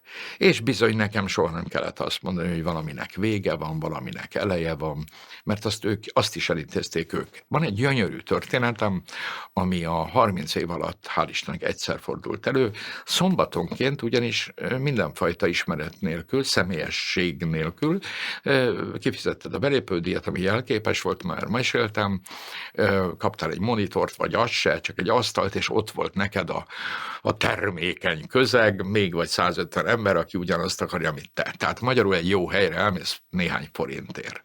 Ott volt ez a termékeny közeg, ugyanaz iránt érdeklődő emberek nagy csoportja, nagy tudással. Ám de egymás számára ismeretlenek. Bizony fölálltak az asztal mellől, ott hagyták a gépeiket, hiszen a legtermészetesebb dolog volt, hogy a klubba járó 100-150-200 ember családtagként ismeri egymást, tehát föl sem merült, hogy vigyázni kell egy diszkre, egy kazettára vagy egy gépre. Bárki bármikor ott hagyta, kiment a büfébe inni egy kávét. Ment ez elég sokáig, és egyetlen egyszer megtörtént a következő, egy kedves fiatalember, akkor még gyerek, 15-16 éves gyerek, a frissen a születésnapjára kapott spektrumot, gyanútlanul ott hagyta, ahogy szokta, az asztalon, és kiment az udvarra bagózni, nem tudom mit csinálni. Mikor visszament, nem találta a gépét. Abban a nagy tömegben ez könnyedén előfordulhatott, és a bejáratnál mi nem kértük, hogy a táskáját mutassa bárki. Én abba is hiszek többek között, hogy egy kegyelmi állapot teremthető a bizalmi elven. Tehát, hogy itt föl sem merült, hogy valaki pénzért ad el programot, ellop valamit, hozzányúl a másik ember eszközéhez. Hát, kivételesen ez megtörtént, és ezután azonnal megtörtént a csoda is. A klub nagy öregjei, Kürti és Apáti, és még Kovács Péter, nem tudom, érdemes a nevüket megemlíteni, tiszta lélekkel, és naivitással mikrofont fogtak, és azt mondták, hogy na, ami most itt történt, az tragédia. Nem gondoltunk rá, mi vagyunk a hibásak, nagyon sajnáljuk, hogy engem megkértek, hogy egy dobozt azonnal szerezzek valahonnan, és az egyik irodát nyissam ki, és legyenek olyan kedvesek a klubtagok és a vendégek arra gondolni, hogy ez a fiú többet nem kap gépet a szüleitől, ezt az egyet összevakarták, próbáljuk meg összedobni, kártalanítani őt, és nem fogod elhinni, a következő pénteken már több pénz gyűlt össze, mint amennyibe került a spektrum. És én ezt soha nem fogom elfelejteni, és ez ma már 40 körüli fiatalember mellesleg olyan tehetséges volt, hogy kb. 20 évet töltött az Egyesült Államok különböző egyetemein, mint oktató és fejlesztő. Most települt haza talán tavaly, vagy tavaly előtt családi okokból, nem a tudása csökkent.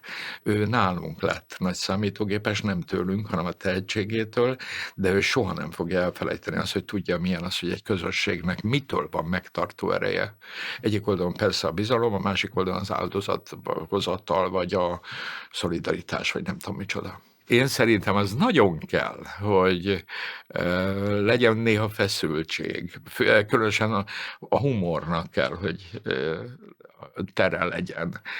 Természetesen a Commodore-osok és a Sinclair-esek az első fél évben már vadul, szikrázó szemekkel cikizték egymást, a magyar parlament mai minőségét nem sikerült elérniük lefelé, tehát ennél azért sokkal kulturáltabbak voltak, mint egyre nagyobb számú parlamenti képviselők.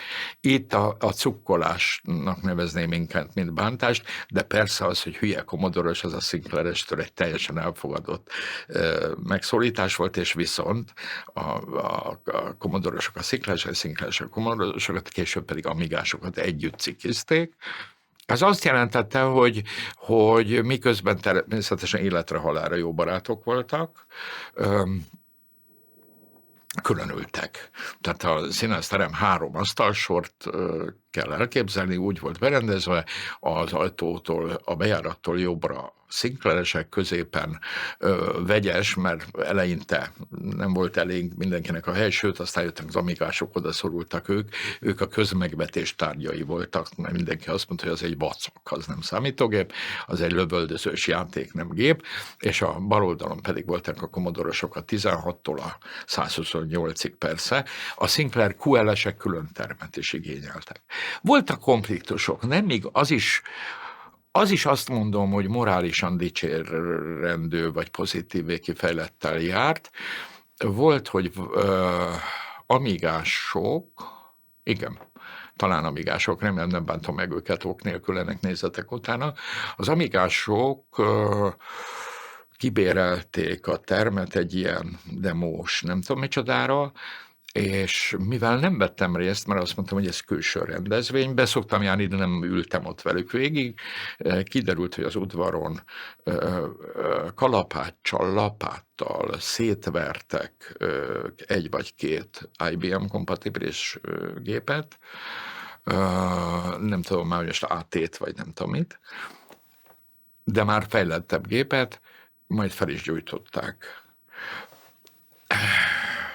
Nagyon-nagyon komoly viták következtek, ugyanis természetesen a Commodore-osok, Sinclair-esek is elmentek egy ilyen demo bemutatóra, őket is érdekelte, és így futott üszket terjedt a hír, hogy valakik összedobtak pénzt, hogy vegyenek egy ilyen gépet, összeraktak egy működőképes IBM-et, majd kalapáccsal.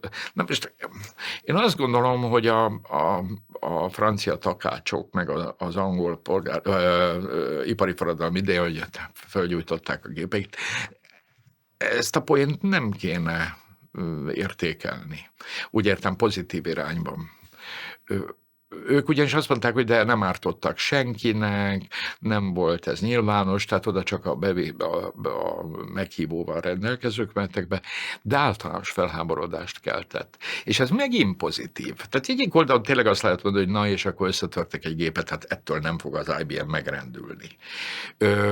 Saját pénzen csinálták. Egyébként nem rablógyilkosok, hanem számítógépes mániások. Ez egy kicsit olyan volt, mint egy futballklubos fellángolás, de én azt sem nagyon díjazom.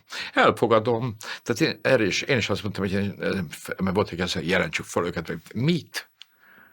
Tehát itt nem vadultak meg. Igen, volt köztük egy-két hülye, aki ugrált a parázsló számítógépen. Ez csak azt mondom, hogy ez az ő intelligenciáját minősíti, vagy ennek a kis csapatnak, mert ez 2-3-4 embert érintett, ami persze sodorta magával a közönséget is a nagyteremből, de ez talán egyszer-kétszer fordult elő, és itt is a közösség megtartó, visszatartó norma teremtő értékrendje szabályozta. Tehát nekünk nem kellett botrányt csinálni. Talán mondtam, hogy én nem vagyok büszke erre a rendezvényre, mondtam egy hét múlva. De ez olyan nagyon nem rendített meg senkit, és igazi összetűzés nem volt, de egy megállt parancsoló ellenérzés mindenki arcán ott volt, és abba is hagyták. Nagyon fontos leszögeznem, de indokolni nem tudom. Magyarázatát nem tudom, szakmai kulturális szervezői szakmai képzettségem nem terjed idáig. Valahogy a fejlődéssel együtt jött az agresszió. Ez nem volt valós agresszió, de ünnepélyesebb dolog volt a számítógéphez jutás, mondjuk 90-es évek elejéig, és ez valahogy a viselkedést is megváltoztatja. Nem tudom a valós okát, de hogy nem sok mindent sejtek belőle, meg tanultam belőle.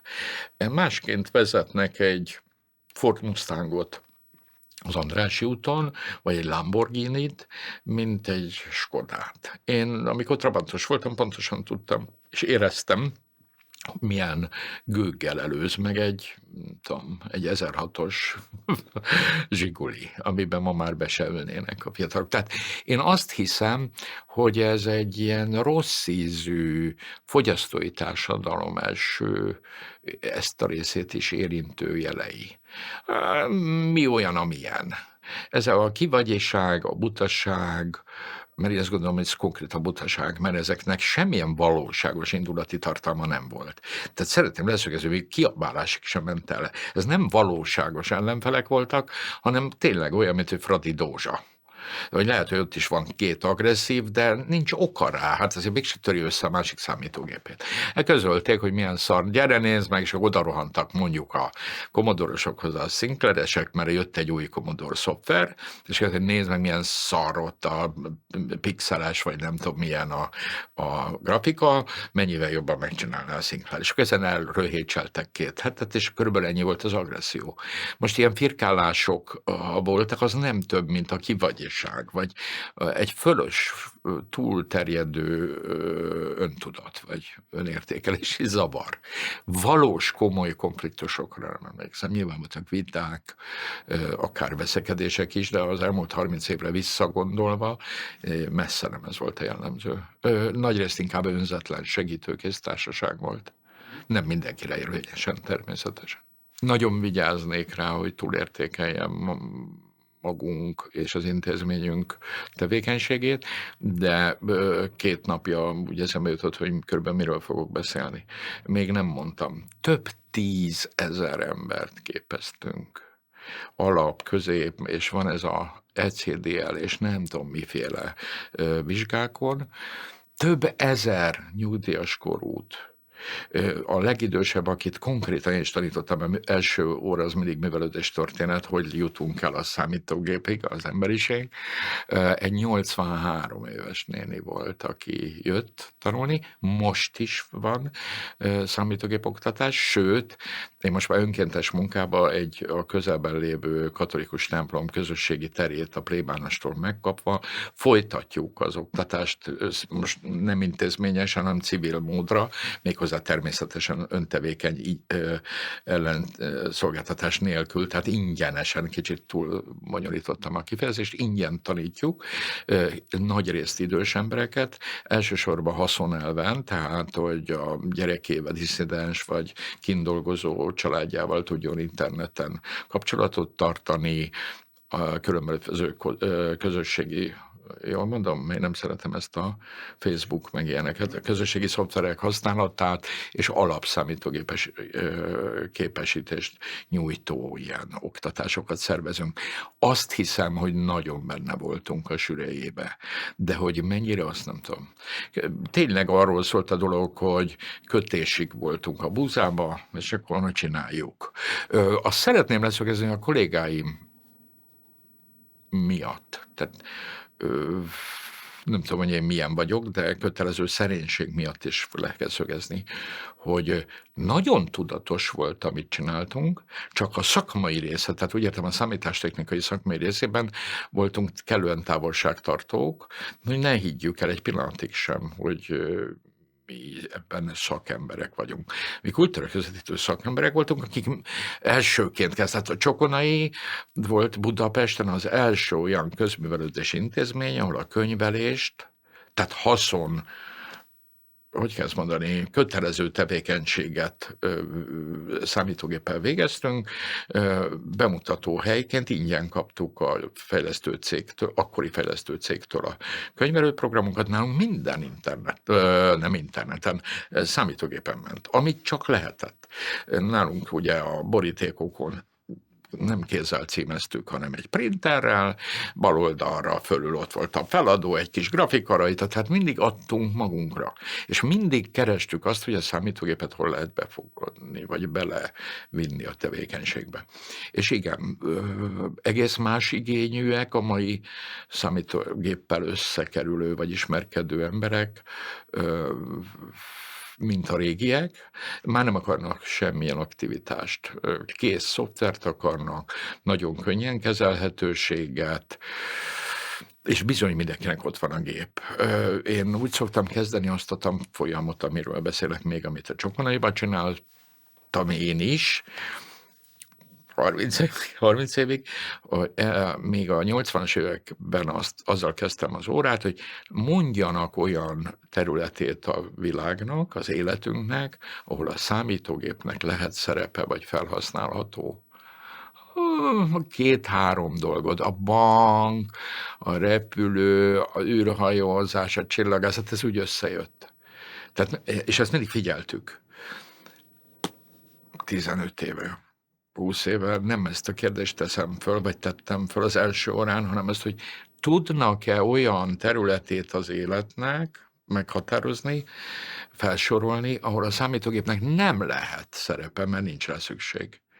És ugyanolyan komoly szellemi munkát igénylő dolog, végig gondolj, tényleg hova is nem. Mert a temetőtől, nem tudom, az adatfeldolgozástól a kutatásig mindenhol ott van a számítógép. Igazolódott, hogy valamit jól csináltunk, mert nem fordult vissza ez a dolog, meg nem ment el se balra, se jobbra. Egy újfajta állapotban, egy újfajta szolgáltatással, de nagy tévedéseket én nem látok visszamenőleg, amit mi csináltunk ez ügyben. És igen, még szakmai presztízs tekintve is tudatosan ennyit nem lehetett volna elérni, mint ahogy a számítógép fialta magát. Tehát megadta magát, megadta az árát ez az oktatás. Mivel nagyon hosszú időről meséltem, vagy készültem mesélni, nyilván egy csomó érintőleges dolgot nem mondtam. Az IBM igazi nagygépnek a lemezcsomagja, kaptam ajándékban 60 kiló, vagy nem tudom mennyi, és az egyéb alkatrészek és Sinclair QL, Amiga, nem tudom miféle gépek gyűjtése is a tevékenységeink közé került, amit a vendégeink gyűjtöttek, nem mi. Tehát egy kvázi kicsi múzeum alakulgatott, ez nem fejlődött ki kellően, és amit mondtam, az érvényes volt az egész Csokonaira. Tehát a szakmámat illetve nagyon sokat tudnék mesélni a képzőművészeti tevékenységünkről, a filmgyártásról, mi népzenei lemezeket adtunk ki, könyveket adtunk ki, galériát csináltunk, tehát nyilván a kultúrközvetítői szakma meglehetősen komplex dolog.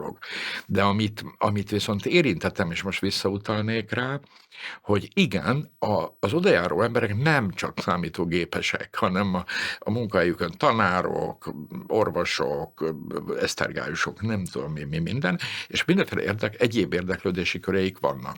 Mi mindig adtunk arra nagyon, ebben én személyesen erőszakos voltam, most tavaly mentem nyugdíjba, de előtte vásároltunk egy nagyon kiváló minőségű, nem amatőr drónt, mert azt mondtuk, hogy ez a film és a reklám ügyeinkben, és egyáltalán egy olyan csúcstechnikának a ember közelbehozásában, mint kulturális intézmény, feladatunk van. Ugyanígy a 3D-s nyomtató 2 éve ott áll a Csokonaiban, és bárki bemehet és kipróbálhat egy 3D-s projektet, vagy nem tudom, objektet, hogy kell elkészítenie, ha másért nem, legalább, hogy lássa. Nos, így volt, aki hozott programajánlatokat, hogy de jó, lenne egy kis jazz koncert. Sokan mozizni, nálunk mindig a csúcstechnikát mindig megvettük, ezért meséltem a drónt, ami egy nagyon komoly drón. Hogy projektoraink már évtizedek óta vannak. Tehát nálunk egy vetítővászonra bármikor egy gombnyomással lehet filmeket vetíteni, így bizony rendszeresen voltak minőségi és kevésbé minőségi kvázi filmklubos bemutatók, amik hol hangalámondással, hol valóságos minőségi agyusztálással egy DVD-n érkeztek a házba, és ezeket bárki bármikor megnézhette, természetesen mindig díjmentesen, hiszen nem akartunk semmi olyat csinálni, ami szabálysértő. Tehát egyszerűen, hogy ne játsszuk azt, hogy mi területen kívüliek vagyunk. De ugyanígy szól a zene, vagy szólt a zene, és minden olyan elérhetőség, amire valós igény, és ami nagyon fontos, együttműködésre számíthat, tehát azt nem játszottuk, hogy te bejöttél, és azt mondtad, hogy szerezzétek már meg nekem azt a filmet. És azt mondtam, hogy miért? Hát mert hogy én hozok 4, és akkor csinálunk róla, és hozott. Akkor már mondtam, hogy hozom is. Tehát, hogy az együttműködés, a közösség, amit én nem emlegettem ott, nem, hogy félreértésesség, tehát nem tudom, hogy egy év alatt kettőnél többször kimondtam azt a szót, hogy közösség, mert az olyan műduma lenne. Egyszerűen egy értékes, vagy értékén képviselt kultúra, cikkely vindikált magának jogot. Ezt egyébként a 80-as évek elejétől fennhangon hirdettem, ezt viszont fennhangon hirdettem, hogy mindig ki fogja vívni magának a hasznos, az igényes és a keresett kulturális elemek egy ilyen kulturális intézményben a helyet, ugyanis a ház nem nagy. És ha jól megy a számítógép, akkor kiszorítja a aerobikot, vagy a gyerekbalettet. Ha a gyerekbalett megy jól, nem üzleti alapon jól, hanem nagy igény van rá, akkor mindig, tehát a struggle for life, a harc az életért, az élethelyzet megőrzéséért, az mindig érvényes volt a Csokonaiban. De ez megint nem attól volt így, mert mi olyan nagyon bölcsek voltunk, hanem a körülmények miatt kellett járjon az agyunk, hogy mit fogadunk be. Csak példának mondom, hogy a számítógép mellett például volt olyan idő 30 év alatt, hogy 1 vagy 2 termünk hetente csak 2 órára volt foglalt. És ez megtörte az időt, mert hát elé valamit lehet tenni meg mögé, de mondjuk 6-tól 8-ig, ha foglalt valamivel, akkor az kész. És ezt úgy éreztük, hogy ez pazarlás. És pénzünk is mindig volt. Én azok közé tartozom, aki azt mondom, hogy a legrosszabb társadalmi és politikai környezetben is, ha működik egy intézmény, akkor az működőképes, mert az emberek nem hagyják, hogy tönkre menjen. Ez így egy kicsit frázisos, de így igaz. Ezért feladtunk egy hirdetést a kerületi önkormányzati újságba, majd talán a rádióba és egy interjúban elmondtuk, hogy nem tudom milyen nap volt, mondjuk kedden 6-tól 10-ig lehet pályázni, kulturális vagy művészeti tevékenységet folytató közösségeknek, és évi 200 000 forint támogatást. Adjanak be koncepciót. Olyan volt, mint egy forgatóíró pályázat. Egy csomó ember nem hitt el. Konkrétan nem hitték el. Hát miért adnánk? Mondtuk, mert ez szabad kapacitás. Kiváló Dixieland zenekar volt évekig, így került be hozzánk, de Dániából a fiatal munkanélküliek, abban is mi az élen jártunk, a kollégáimmat dicsérendő. De nagyon jól ment a Csokonai. Tehát mindig hagytunk, tehát figyeltünk, nem tudom máshogy mondani. Az volt talán a legnehezebb, hogy észrevegyük, hogy mi az, amerre reagálni kell, vagy hogyan. Aztán persze csináltunk csomó butaságot, meg bukást is. Meséltem, hogy az egyik legnagyobb előnye a komputerkarácsonyoknak az volt, hogy abszolút országos szintű hírharang volt a Magyar Rádió, az Ötletújság. Tehát, hogy magyarul mindenki tudta, hogy nálunk ilyen folyik. Ezért a komputer karácsonyra a műegyetemre meghívtuk nem tudom, hogy hívták, szoftverrendőrség, vagy mi? Az volt a neve, ugye? A televíziónak volt egy műsora, ami mindig ilyen számítógépes ismeretterjesztést csinált, azok kitelepültek. És meghívtuk a szoftverrendőrség jogászait. Mondom, nem tudom, hogy ez volt a hivatalos nevük. És bizony ott ültek a Magyar Televízióval, egy bajuszos műsorvezető volt, híres tévés műsorvezető, őt hívtuk meg, és egy 1,5-2 órás nagy nyilvánosság előtt, vagy 150-200 ember ült a műegyetem nagy oldaltermébe, és arról beszéltünk, kérdezgettük, hogy valóságosan az erkölcsiségén túl milyen jogi feltételei vannak annak, hogy szoftvereket csereberélnek. És bizony ott elhangzott akkoriban, ma nem tudom milyen a szoftver, hogy senki fejlesztő, gyártó nem fog büntető pert kezdeményezni olyan emberekkel szemben, akik az érdeklődésen túl és a szakmai tudásuk fejlesztésén túl más célra nem használt, illegálisan másolt programot használnak. És ez nagyon jó, és megnyugtató volt, ugyanis ott tényleg kifejtették, hogy kit zavarna az, hogy egy CAD programmal egy 16 éves fiú vagy lány otthon konkrétan játszik, hát mi másra tudná használni, nem fog házat tervezni, de ha még a saját céljára házat tervez, szerintem még az is a határeset. Ha valaki üzleti célból használja, azt meg tessék elkapni, megbüntetni. Tehát igen, ebbe is vállaltunk közvetítői szerepet, és az nagyon-nagyon fontos volt, hogy nekünk tudnunk kellett, hogy mi az, amit szabad, és mi az, amit nem. Tehát így a kiállítókkal, akik ezeken a nagyon nagy rendezvényeken voltunk, ezek hivatásos nagy cégek voltak. Ezektől nekünk minden információ hozzáférhetővé vált. Tehát és azt figyeltük is, szakirodalmat is, hogy nehogy valamibe beletenyereljünk, de nem is volt érdekünk.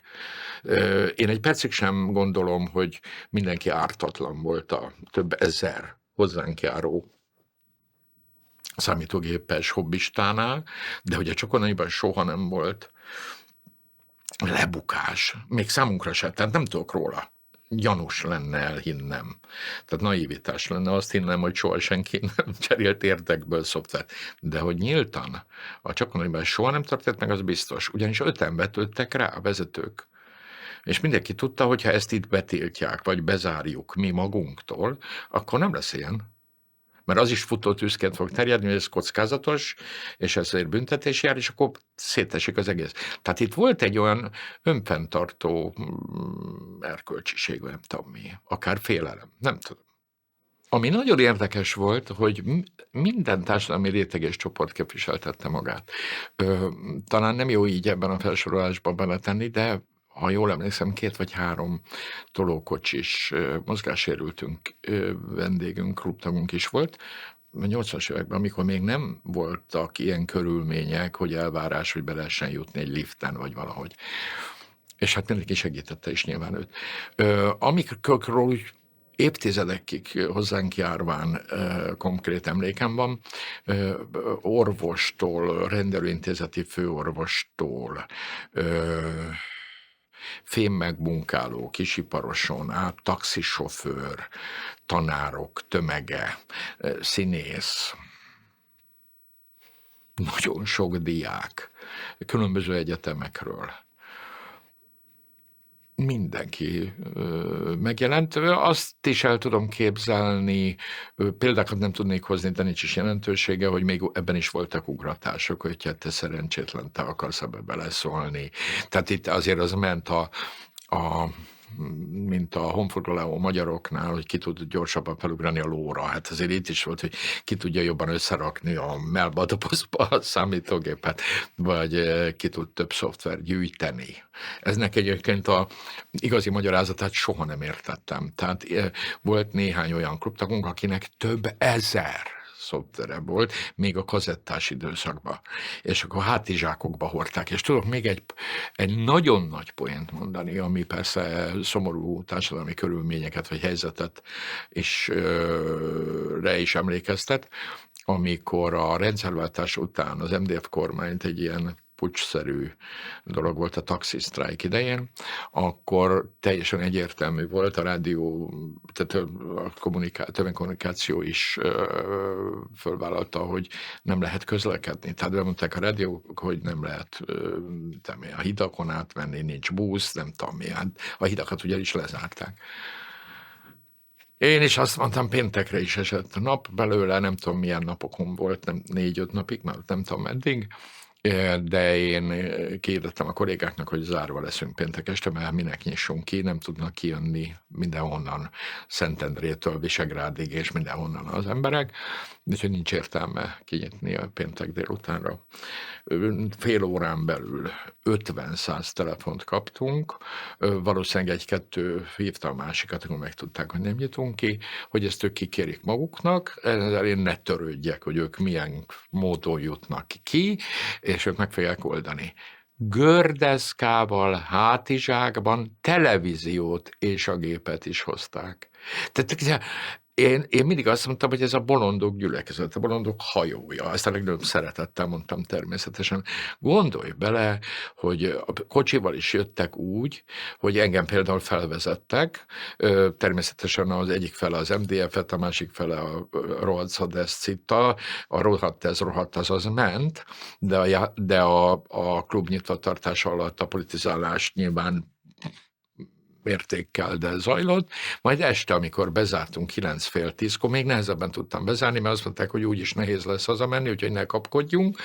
És akkor bizony, nekem nem tudom, mi volt, talán egy öreg Skodám, elém állt egy, igen, azt hiszem MDF-es, mert ők voltak, akik azon küzdöttek, hogy megtörjék a heat strike-ot, nem tudom mit, és itt a vasúti sinek között ilyen lámpákkal világítottak ilyen aktivisták, ő ment elől, és mi 3-4 autó, én a belvárosban laktam akkoriban, egy ideig, a belvárosban, a 7. kerületben, és mentünk a sinek mellett, és bevezettek a Ősvezér térig, hogy haza tudjunk menni.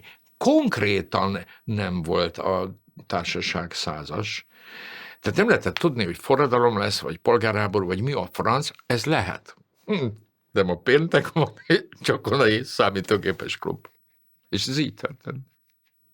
Nagyon domináns volt a számítógép, hiszen én hozzám tartozott, én olyan igazgató voltam, sok ilyen van, tehát ez nem ritkaság. Az intézmény, ennek a nagy intézménynek úgy voltam a vezetője, hogy én ugyanúgy ügyeltem, tehát volt napom, amikor este én voltam ott, dolgoztam, volt szakmai területem, azt mondtam, hogy én nem akarok adminisztratív vezető lenni.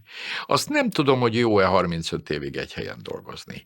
Én boldog voltam benne, természetesen nem mindig, és amikor most elvonultam, akkor a politikának is volt hozzá köze, amit nem kedveltem. Szóval nem volt tökéletes, de hát mi tökéletes? Én nagyon jól éreztem ott magam, és bizony 82-től elkezdte kisajátítani a tevékenységemnek egy, azt nem mondanám, hogy domináns, de egy nagyon fontos szeletét. Nem tudom mekkora a szeletét, de hát ugye én nekem képviselnem kellett az egész intézményt. Bizony voltak olyanok, hogy a telephelyeink, vagy hogy mondjam, tagintézményeink vezetői vitatták a fontosságát a számítógépes tevékenységünknek, hiszen valami szakmai rivalizáció azért minden munkahelyen, a legjobb munkahelyen is van, ami a legjobbak közé tartozott. De ez természetesen nyilván volt olyan, hogy a kollégák méricskélték, hogy nincs-e túl értékelve, vagy túl finanszírozva, ami azért nem volt valós, ha fölvetődött valakiben, nem tudom, hogy ez is felvetődött, úgyis mi nem kerültünk pénzbe. Ugye ez a téma nem nagyon került pénzbe, mert ha utána számolnék, szerintem majdnem önfenntartó lehetett. Talán a képzések nem. De a rendezvények azok mindig még talán nyereségesek is voltak a nagy rendezvények. Ami nagyon fontos, és szerintem nagyon jó poén. A kisfiam 90-ben született, 94-95-ben én nekem még nem volt számítógépem otthon. Mindenki engem zrikált, papír oklevelem volt róla, hogy én voltam a számítógépes. Minden vendég pontosan tudta, hogy a Tóth Lajos igazgató úr a nagygépes. És ez persze cukkolás volt, és nulla volt a tudásom addigra már, de azt meg számomra nagyon fontos volt, hogy én az elvét sokkal jobban tudtam, mint bárki más, hiszen egy felsőfokú képzettséget kaptam, de hát gyakorlatban engem ez nem érdekelt. Tehát ilyen 95 körül talán vettem egy, látod, most nem is tudom megmondani, hogy mit. Sinclair-t? Nem tudom. Ma sem vagyok nagyon jóban a számítógéppel, a Facebookot nem szeretem, fönn vagyok, de nem használom, persze írni, e-mailezni, azt igen, de rám nem volt. Távolságot tartottam, és ez talán jó. Nem tudnám megmagyarázni, hogy miért, de most, ahogy beszélek róla, az jut eszembe, hogy nem lettem elfogult. Azért, ha az igazgatónak ez a kedvenc, ez az én témám volt. Nem azt jelenti, hogy csak én csináltam, de az én témám. Hát azért az ő könnyebben mondja a munkatársának, hogy tessék be segíteni, és akkor olyan is be kell segíteni.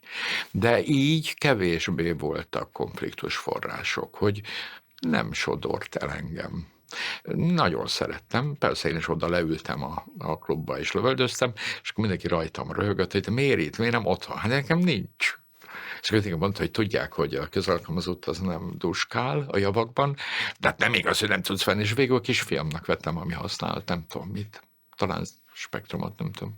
Ma már persze van vagy 4 laptop otthon, meg okostelefon, meg minden, de mindegyikkel haragba vagyok. Hát az okostelefon sokkal okosabb, mint én, a laptopról már is beszél. Tehát valaki azt mondta volna nekem 80-as években, hogy ennyi gép lesz, és így, hát kirögtem volna. Tudod, mi volt meg bennünk?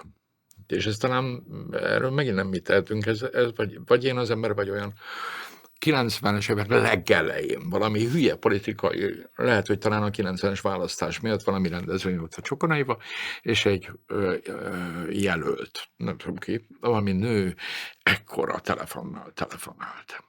És hallottunk róla, de még senki nem látott előcsarnokban, hogy nézd, ott nagy képüsködik a bunkó. És akkor jött a bunkó fón, ami itt egy év múlva vagy. De az még mindig táskás, és a táskás után már jött a Nokia, ilyen nehéz, nagy szürke. És azt mondtam a kollégák, hogy üljünk már le, kell, hogy legyen a cégnek egy ilyen mér, mert ha ez a technika működőképes, és lehet majd valami belőle, akkor ott álljunk az elején, ne a végén. Megvettük, a megvásárlás utáni második vagy harmadik napon a repülőtérre kellett mennem, berlini kollégák jöttek hozzánk, és mentem ki értük, és az autóba ültem, és a kolléganő fölhívott a Nokián, hogy most beszél a Halász Jutkával, vagy a menedzserével, és azt mondja a Jutka, hogy azt üzeni, hogy döntsem el, még egy előadást aznap délutánra féláron el tud fogadni, mert van szabad ideje. És azt mondtam, vegyétek meg! Letettem, és pont annyit kerestünk rajta, mint amennyibe került a telefon. Ez nem volt törvényszerű, tehát lehet, hogy egy presztistárgy is lehetett volna belőle. De megerősített abban, hogy minden jó valamire. Nagyon fontos, hogy kiderüljön ebből a történetből, hogy talán attól volt jó, vagy még ma is jó, mert nem speciális célú szakmai intézmény és szervezőgárda volt, hanem egy társadalomszervező, közösségszervező, kultúra közvetítői alapállásból indultunk, nevezetesen, hogy dolgunk a kulturális fejlődés, fejlesztés, a gazdaság, tehát ami ennek a szakmának a lényege, eredményeinek a figyelése, de abból az aspektusból, hogy az emberek tudásvágyát, meg a szükségleteit valamilyen módon megtámasztó, tudást adó szituációt kell teremtenünk, és ebben nem kell túlértékelnünk magunkat. Ez nem egy álszerénység, hanem egy valóságos dolog. Nem alakult ki a 35 év alatt soha rivalizáció, hogy miért szólunk mi bele bármibe. Hiszen ők pontosan tudták, hogy mi annyi feladatot vállalunk ebből, amennyi az ő zavartalan tevékenységüket segíti.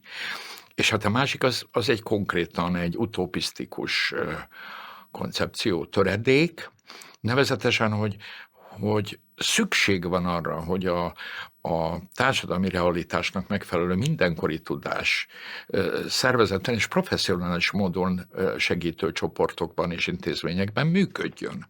Ehhez kell az, hogy jó hanggal, jó szituációban, megfelelő módon irányított és szolgáló alapállású legyen ez a csoport, aki szervezi ezeket, és hát a többi ez meg a társadalmi és történelmi szituációból származik, nevezetesen, hogy itt egy forradalmasította a tudományt, az élet minden területére betört ez az ismeretanyag, amire nyilván nem volt felkészülve a világ sem, hiszen a Sinclair, ha jól emlékszem, egy ilyen sufni típusú fejlesztés eredménye, és hát tessék, nézzük meg, hogy ma kik a világ legdominánsabb figurái, a Microsoft tulajdonosától kezdve, nem tudom, hát az egész világ megváltozott ennek a technikának az elterjedésével, és ebben nekünk adódott egy lehetőségünk, mi felismertük, hála Istennek, és elfogadták a mi segítő alapállásunkat, és ebből a képzésen túl egy önszabályozó mechanizmus indult be. A képzésen résztvevők annyira jól érezték magukat, ha jól érezték magukat, és hiteles tudást kaptak, hogy be akartak kerülni abba a közösségbe, aki már ezen a képzésen túl volt. És vice versa, a másik fele pedig éppen azért hozta oda a képzésre, vagy azért hozta oda a közösségre, és egy önműködő mechanizmusnak lehettünk a tanúi. tenni. És hát persze némi alázattal lehetett ezt tenni, hiszen itt hatalmas tudáskülönbségek voltak a klubtagok között is, és nyilván köztünk és a klub között is. És hát én azt hiszem, hogy ez ilyen művelődéstörténeti vagy művelődés elméleti szempontból vizsgálva, ez egy ideális szituáció. Szerintem a felnőtt képzés, de mindenfajta formális és informális képzésnek a lényege ez, hogy a résztvevői motivációját fent tud tartani, értelmezd, és segítsd, tehát a feltételeit teremts meg. A legnagyobb segítség az volt, amit ugyan elhatároztunk, de nem biztos, hogy tehát az véletlenek sora, hogy ez így is lett, hogy a képzés után lehetőséget tudtunk biztosítani, teret, eszközt és jó szándékot, hogy a képzés után egy olyan közösség jöjjön létre, ami eleinte inkább csak csoportként értelmezhető, de később együttműködő, értékképző közösségként is értelmezhető legyen, hogy ez egy önszabályzó mechanizmussá válik. Hiszen be akarok kerülni a centrumba, ez a pszichológia által könnyen ismerhető, és nem kell hozzá nagy szakértelem, hogy a társadalmi szerepem, a csoportban lévő, a közösségben lévő szerepemért valamit tennem kell. Ez egy együttműködést feltételez, és az együttműködésben meg az önkéntesség ott van, és innen már aztán a szubjektív és színezett barátságok is megszületnek. És ezek aztán már utána húzzák egymást és magukat, csak oda kell figyelni. Ez így egy kicsit túl egyszerűnek hangzott, de végül is tényleg az, hogy egy érzékeny képző, vagy nem tudom, hogy a szervező csapatnál nem lehet, nem szabad, hogy prekoncepciók vezessenek. Tehát például, amikor elkezdtük azt, hogy az idős embereket képezzük, igazándiból meg nem tudtuk volna mondani, hogy miért kell az idős embernek ezt tudni. Nem kell. Az ijegység, én nekem ez már nem való, minek ezt, meg nem tudom, nagyon gyakran hallottuk. Ha akkor nem kellő tisztelettel mondjuk azt, hogy az unokával is kell versenyt vállalni a családnak, apának is sem árt, ha tudja, hogy mi az, hogy clear load start, vagy nem tudom micsoda, vagy return. Ennek csak hangot kellett adni, vagy fel kellett erősíteni ezeket a félmondatokat, vagy ezeket a mechanizmusokat, és akkor így aztán tényleg működött.